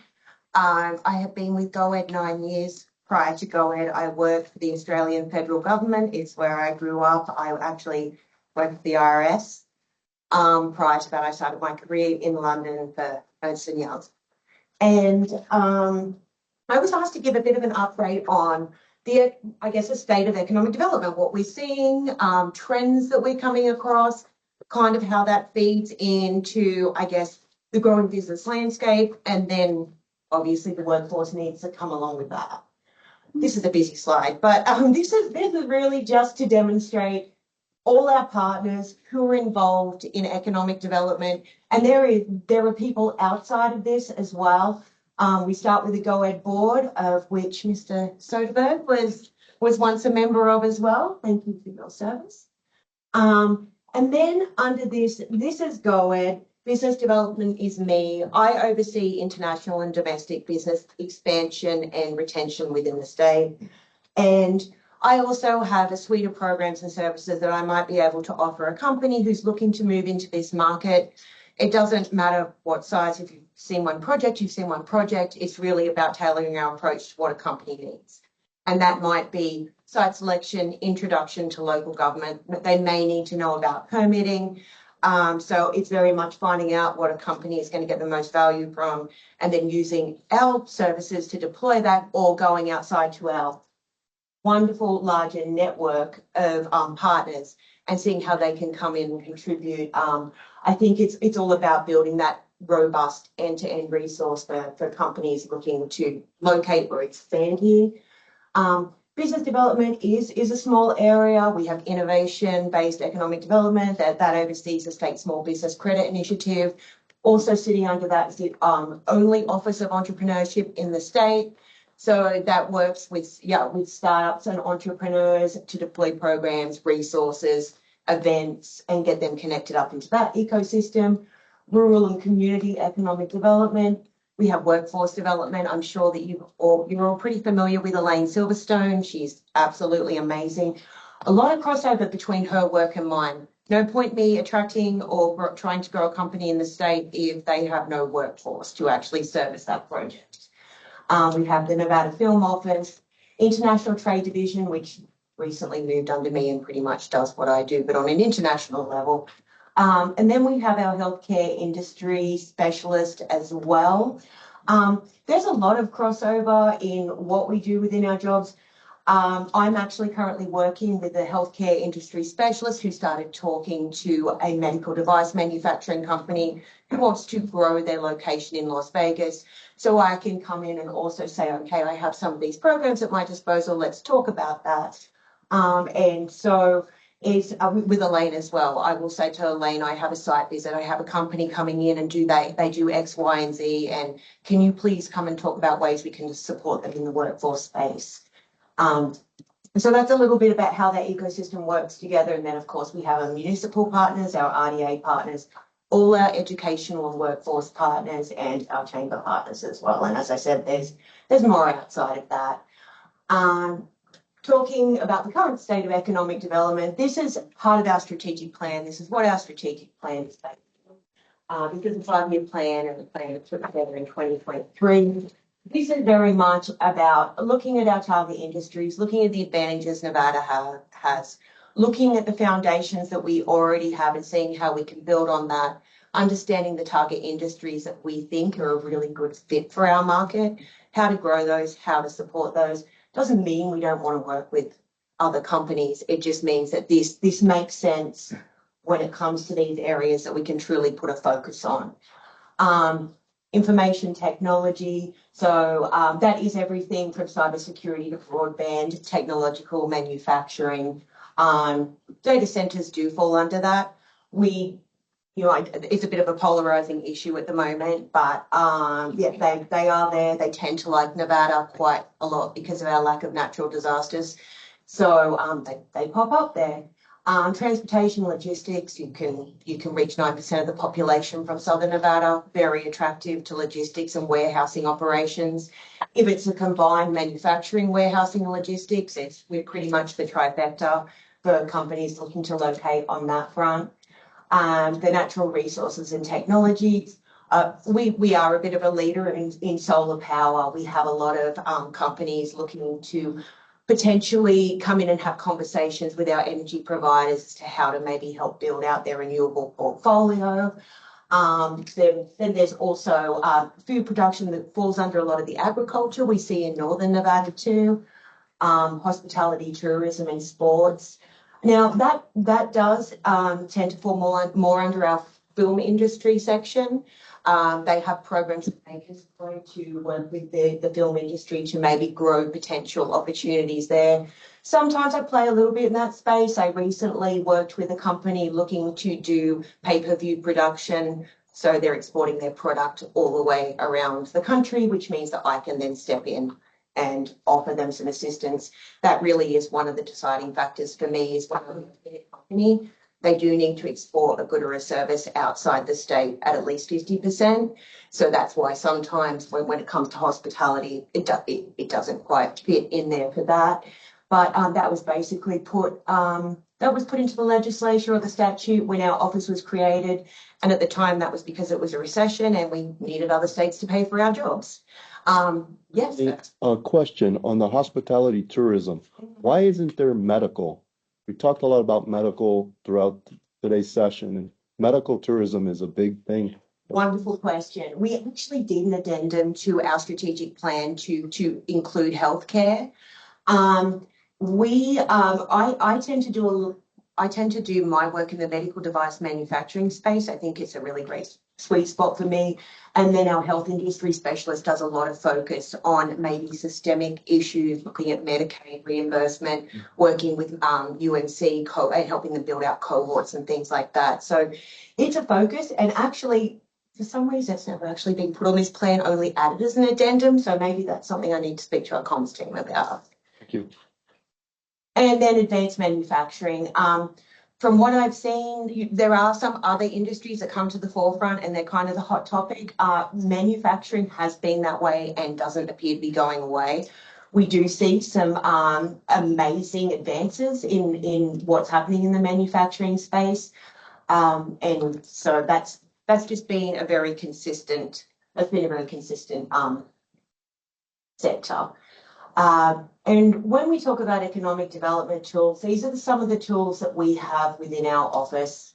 We have the tax abatement program, we have innovation-based economic development programs, and that's when I was talking about things like the the State Small Business Credit Initiative programs. We have the Apex Accelerator. They're great as well. There's often a lot of crossover in what I do with them. Their job is to help for smaller, well, under 500, but smaller for-profit businesses obtain government contracts. So a company who's interested in pursuing those will get allocated a government contracts advisor, and that person will assist them in bidding for potential contracts and basically demystifying the process of trying to pursue those contracts. And when I say government contracts, that's everything from the Clark County School District to NASA. Then we have the Emerging Small Business Program, sits under Apex, and it basically is for small businesses to have an additional certification to make them even more attractive to government contracts. And that might be being certified as a woman-owned business, as a minority-owned business, as a veteran-owned business.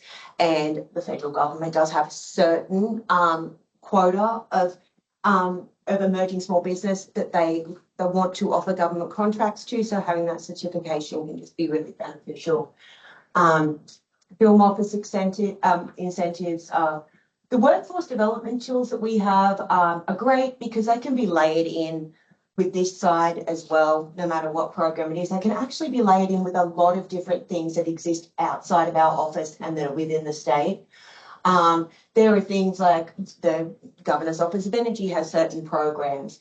There are other programs that they're around access to capital and other programs that may be a little more intermittent, but all the workforce development tools can support those. And so that is why for whatever project we have, or at least what I have, whatever size it is, I'm speaking to someone about workforce development and what we're going to do and how it's going to fit this particular project. And we also we like to brag. We've got such amazing examples especially in Southern Nevada, around the corner, the Deborah March Manufacturing Center of Excellence. My goodness, what an amazing example of public, private, and educational partnership. And we tell companies, this was basically born of a manufacturing company that was coming here and needed 500 people on the first day.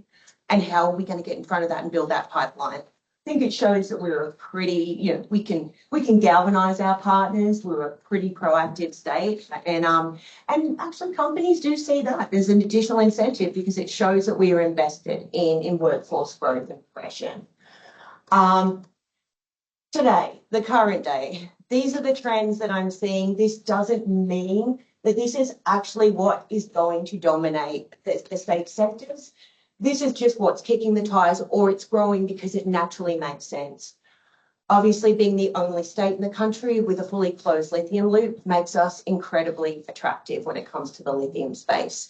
So companies in every part of that cycle and every part of the verticals that go into that are interested in co-locating because we showed our progression when it came to being able to build out that sector, and now it's caught the attention of a lot of companies in that space.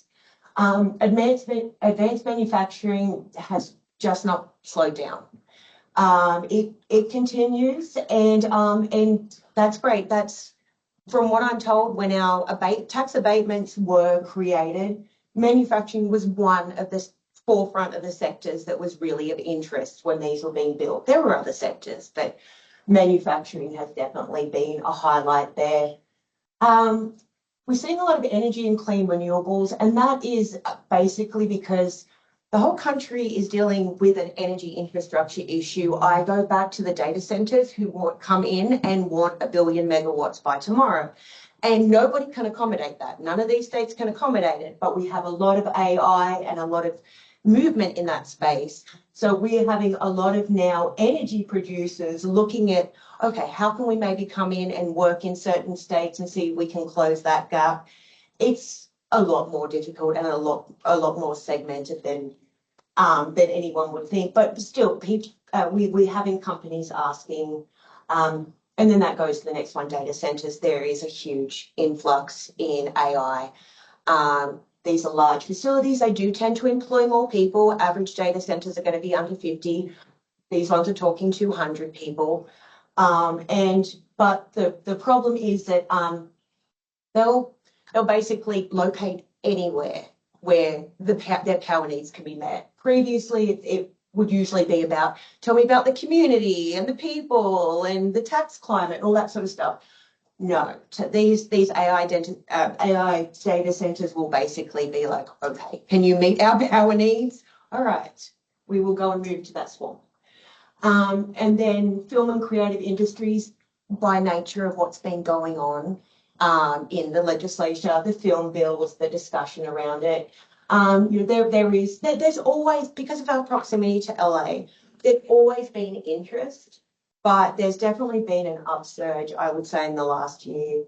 And then logistics and distribution, naturally, because it's a very advantageous location to put your facility, put a logistics and distribution facility in. And moving on from in line with the trends, I just wanted to talk about some of the companies we have seen from an abatement perspective. At the August board meeting, these are the companies that I worked with who went forward in front of the board and said, we would like to locate here and here's our application for tax abatements. Or we'd like to grow here, locate or grow. But I had 4 advanced manufacturing, I had 2 warehousing and distribution, and then I had 1 high-tech service, which was actually a facility that was servicing they were actually servicing laboratory space in Silicon Valley, meaning that they were taking clothing that may have been potentially exposed to microelectronics and chemistry waste and things like that. And they're taking them and they're actually cleaning them in the facility in Henderson and sending them back out again to their clients in the high-tech industry. Then November, it's scheduled now for the 10th of November. We do have 7 companies. We once again 4 in advanced manufacturing, so you've probably seen that trend. We have 1 warehousing and distribution, 1 fintech, which kind of falls under that information technology banner again, and then we have 1 data center. So that's I guess if that's sort of to show what we have seen in the last 6 months. That's kind of the pattern that's emerged there. And it would be remiss of me to not touch on workforce innovations. Elaine and I work very closely. After a board meeting, I will send a company an abatement contract, and Elaine is putting together a welcome package for that same company to talk about the workforce resources that are available in the state. So they're getting that at the same time to make sure that if there's any mismatch, or maybe if I have a site visit that Elaine can't get to, she still gets to interact with every single company that I've at least worked with as well. We explain this program to companies coming in, and We do talk about the fact that they can also be layered in with the DETA programs, or they can work particularly exclusive of each other. And we do get a lot of good feedback that the state has a good focus on workforce development programs. So just wanted to touch on that for Elaine. And then Well done, Mel. Well done. I'm right by your side. Are you there, Elaine? Where? I'm on the screen.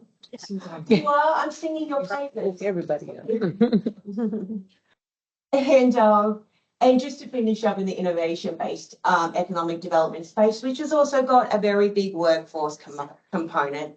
Up north, we have the Nevada Tech Hubs, and that is all around workforce training in the lithium and EV space. And that is, once again, public-private partnership. So that is higher ed. It's a consortium of companies. Anybody in that space can join.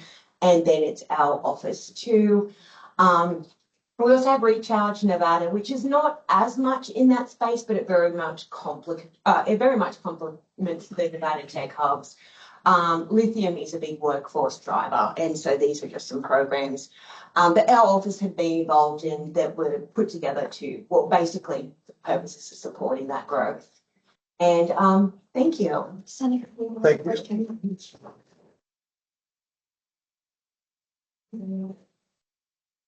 I'll start with anybody online for questions of Melanie. Senator Neal, you're online. Yeah, I do have a question. Well, it's two questions. The first one is, do you track the attrition related to the employees that come on board that basically you're giving incentives to? And the second question is, when you do your report, because I was looking at your report while you were presenting from 24, do any of those initial jobs that you have, so you have in your chart, you have initial jobs, and then you have the how many jobs came online at the 5th year, how many of those jobs actually represent construction? Do you ever break those out? We actually don't incentivize construction because it's not actually considered a full-time, permanent, ongoing role. It's definitely important, but it's not something that would be part of the abatement package. When it comes to actually tracking that attrition, absolutely we have to, because these abatements are audited by the Department of Taxation. So at the 2-year and 5-year mark, they will come in, they will verify the numbers, they'll verify the wages, they will make sure that the company has done what they said they'll do, and then they'll report back to GoEd with that compliance report and just advise how that staffing looks, how the actual staffing looks as opposed to what was projected. So I have a can I have a follow-up, Chair? Sure. Oh. Well, sure. Yeah,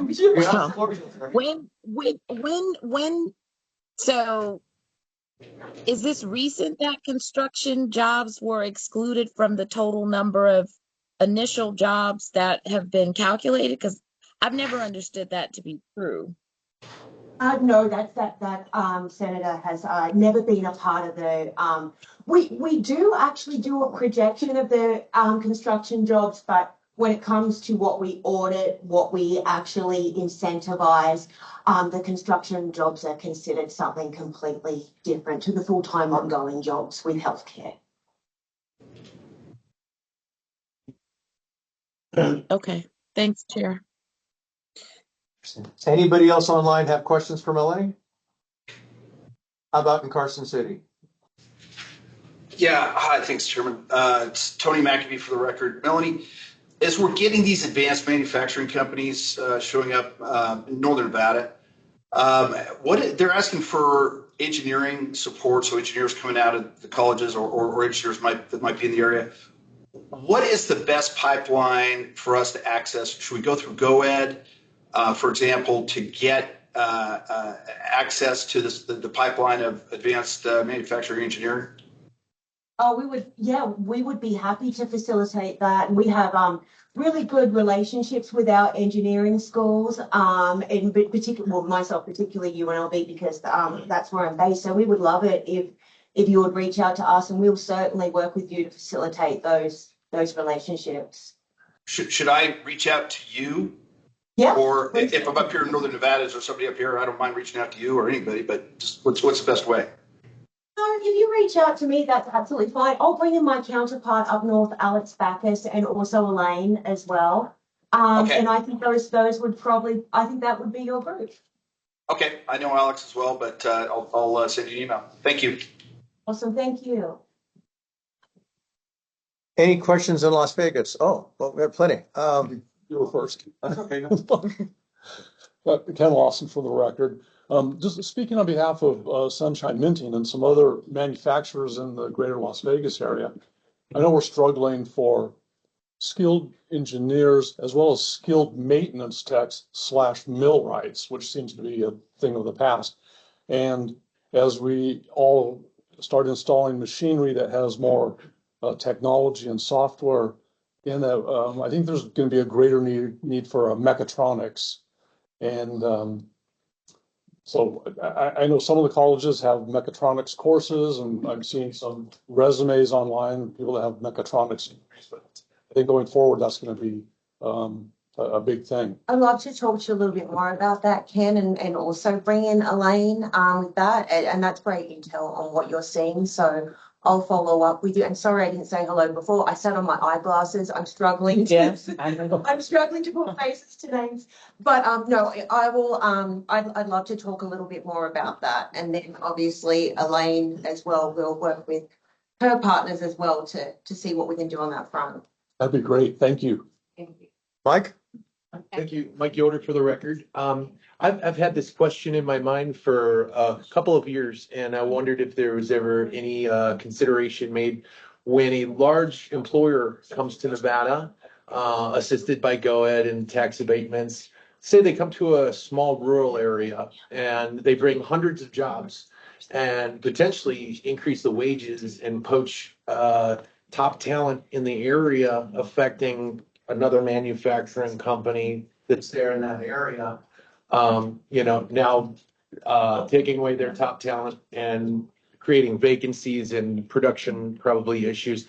Is there ever any consideration where GoEd would be able to work with the competitor or the other industry in that area, or the smaller businesses, to provide support or supplemental tax abatements to help that ecosystem continue to be competitive and thrive? Absolutely, we could definitely offer support. I do know, I can see one of my colleagues online right now who's had that situation in his area, where he did have a manufacturer coming in that had large impacts on the gaming industry there. And so he was great. He actually engaged us early so we could start to look at alternative programs to backfill on the jobs that were being lost. And so, I mean, it would be a consideration in the first instance before locating a company somewhere. But if it was to occur at a higher velocity on the back end, then we would also come in and see what we could do. Retroactively, you could react to it. We would like to try and stop that on the front end if we can. Yeah. And the one that I'm thinking of, they opened up with 125 jobs in a rural area that was very gaming dominated. And at the time, I don't think that it was thought that it was going to have the impacts that it had. I'll say that. And then afterwards, it was something that had to be jumped on really quickly because people were, there was a deficit for those gaming institutions. Yeah, we've seen that happen in manufacturing, and that's where specifically my question comes from. I don't want to call out any names or anything like that. Just I just always thought that might be a good strategy to approach going about that retroactively, and never knew if it was a possibility. No, I would definitely recommend that as well. Usually, especially with a smaller community, any community, we like to on the front end meet with the local government and meet with the local providers and educational institutes, and basically have the company tell them their wants and needs and understand whether that is even feasible before we decide, because if it doesn't work for the community, what's the point? And so we do try, but I do know of an instance like you're describing where it has happened in my career. I meant to say go ahead, not go in. I know. But thank you for answering that. That's very interesting. Thank you. Thanks, Mike. Is there any other questions for Melanie? Melanie, thank you so much. We really appreciate it. And, Elaine, you're online somewhere. Thank you too for setting this up. Fantastic.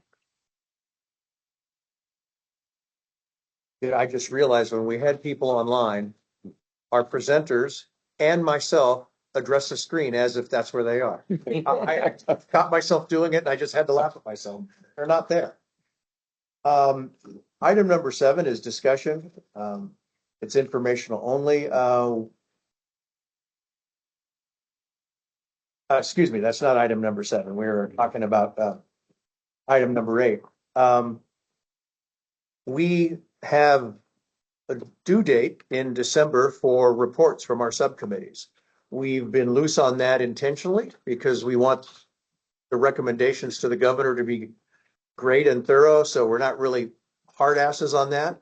But I want to take a moment just to have our subcommittee chairs just kind of tell us where they're at and where they think. And I've got Kevin from here, so I'll let Kevin go first. All right, we have the barrier subcommittee and we do have a meeting next Wednesday.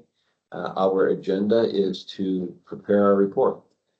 So we had, before we saw your agenda for December, I'd already reached out to Tiffany with a couple of the other subcommittee members, and our whole purpose was we need to wrap this up. We've heard a lot of presentations and we think it's been very eventful and very. Siri didn't get it. Siri. Okay, John, look at the screen and fix it. Siri? Sorry, not me. Okay. But I'd love to say, we didn't anticipate it, and then we just fortuitously already had it on our agenda to try to wrap this up and get a report out by the end of the year. Awesome. That's great. Sue, your committee had the gold standard of reports, actually more than a year ago, but it was presented to me after I came on. Is your committee doing any revisions to your recommendations? Well, Councilman Black and myself are putting together, we hope, a multi-jurisdictional meeting, hopefully before the end of November. We've been meeting. Some of his people are working on who we're having, and I'm doing that also. I have Sunny from the governor's office wants to attend. I have some people from the children's cabinet, and we're working on that to make sure this is our last ditch effort before next year, before we get into another legislative session, to see what we all can do. Unfortunately, the one bill that I felt could make a little bit of a difference, the governor vetoed. I did speak to him and I told him I'd like to see that come back. And that was for, a small daycare in an HOA where it would be monitored. They're probably being done now. Why not do it legally?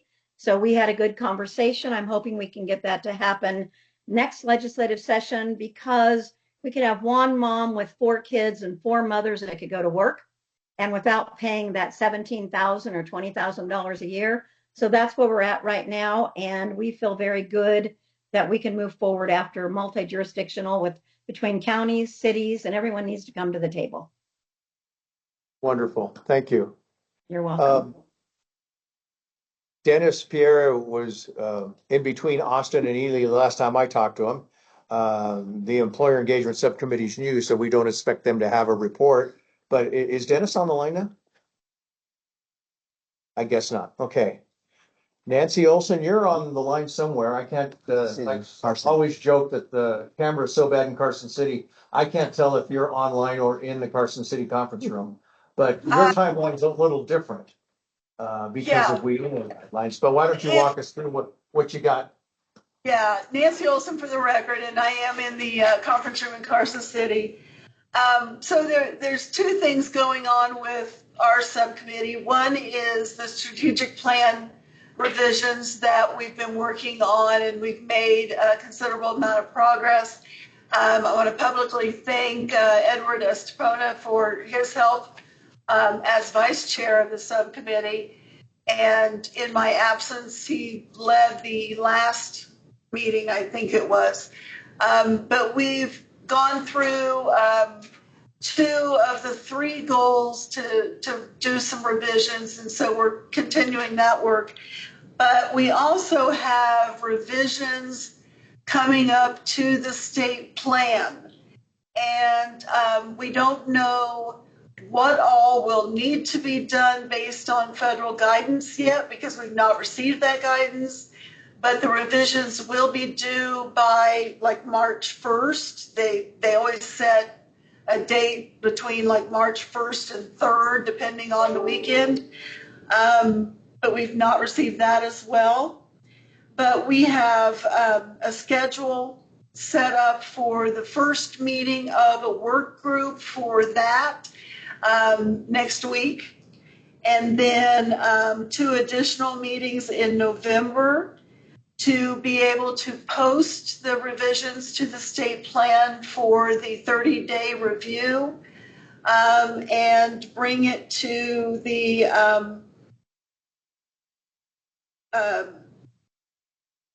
review of public comments by the middle of January, and then make any changes, and then have the executive committee approval by January 21st, the governor's office approval by January 26th, and then, as I mentioned, have it actually submitted for the Department of Labor and possibly Department of Education review and approval on the March 1st deadline. You're going to be busy. So we don't know the extent to all of the changes that will be necessary. We do know that AI has been mentioned from the feds to be included in the state plan. There's been a push for more involvement with Perkins. So that, along with the normal update that is done on economic conditions within the state, those are the 3 things we know for sure will have to be updated in the plan.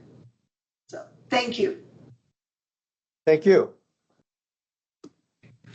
Anything else we need to discuss in this item before we go to the second public comment?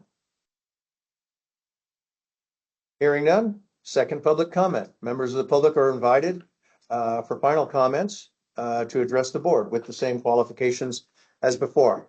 Are there any members of the public in Carson City who would like to address the board? Any members of the public online who would like to address the board? Any members of the public in Las Vegas who would like to address the board? Hearing none, I'll close public comments and I'll accept a motion for adjournment. Kevin Landry, motion to adjourn. Do we have a second? All those in favor signify by saying aye. Aye. Aye. Those opposed? Abstentions? Motion passes. Thank you, everyone. And again, thank you for your hospitality. We're happy to be able to. Thank you. Thanks.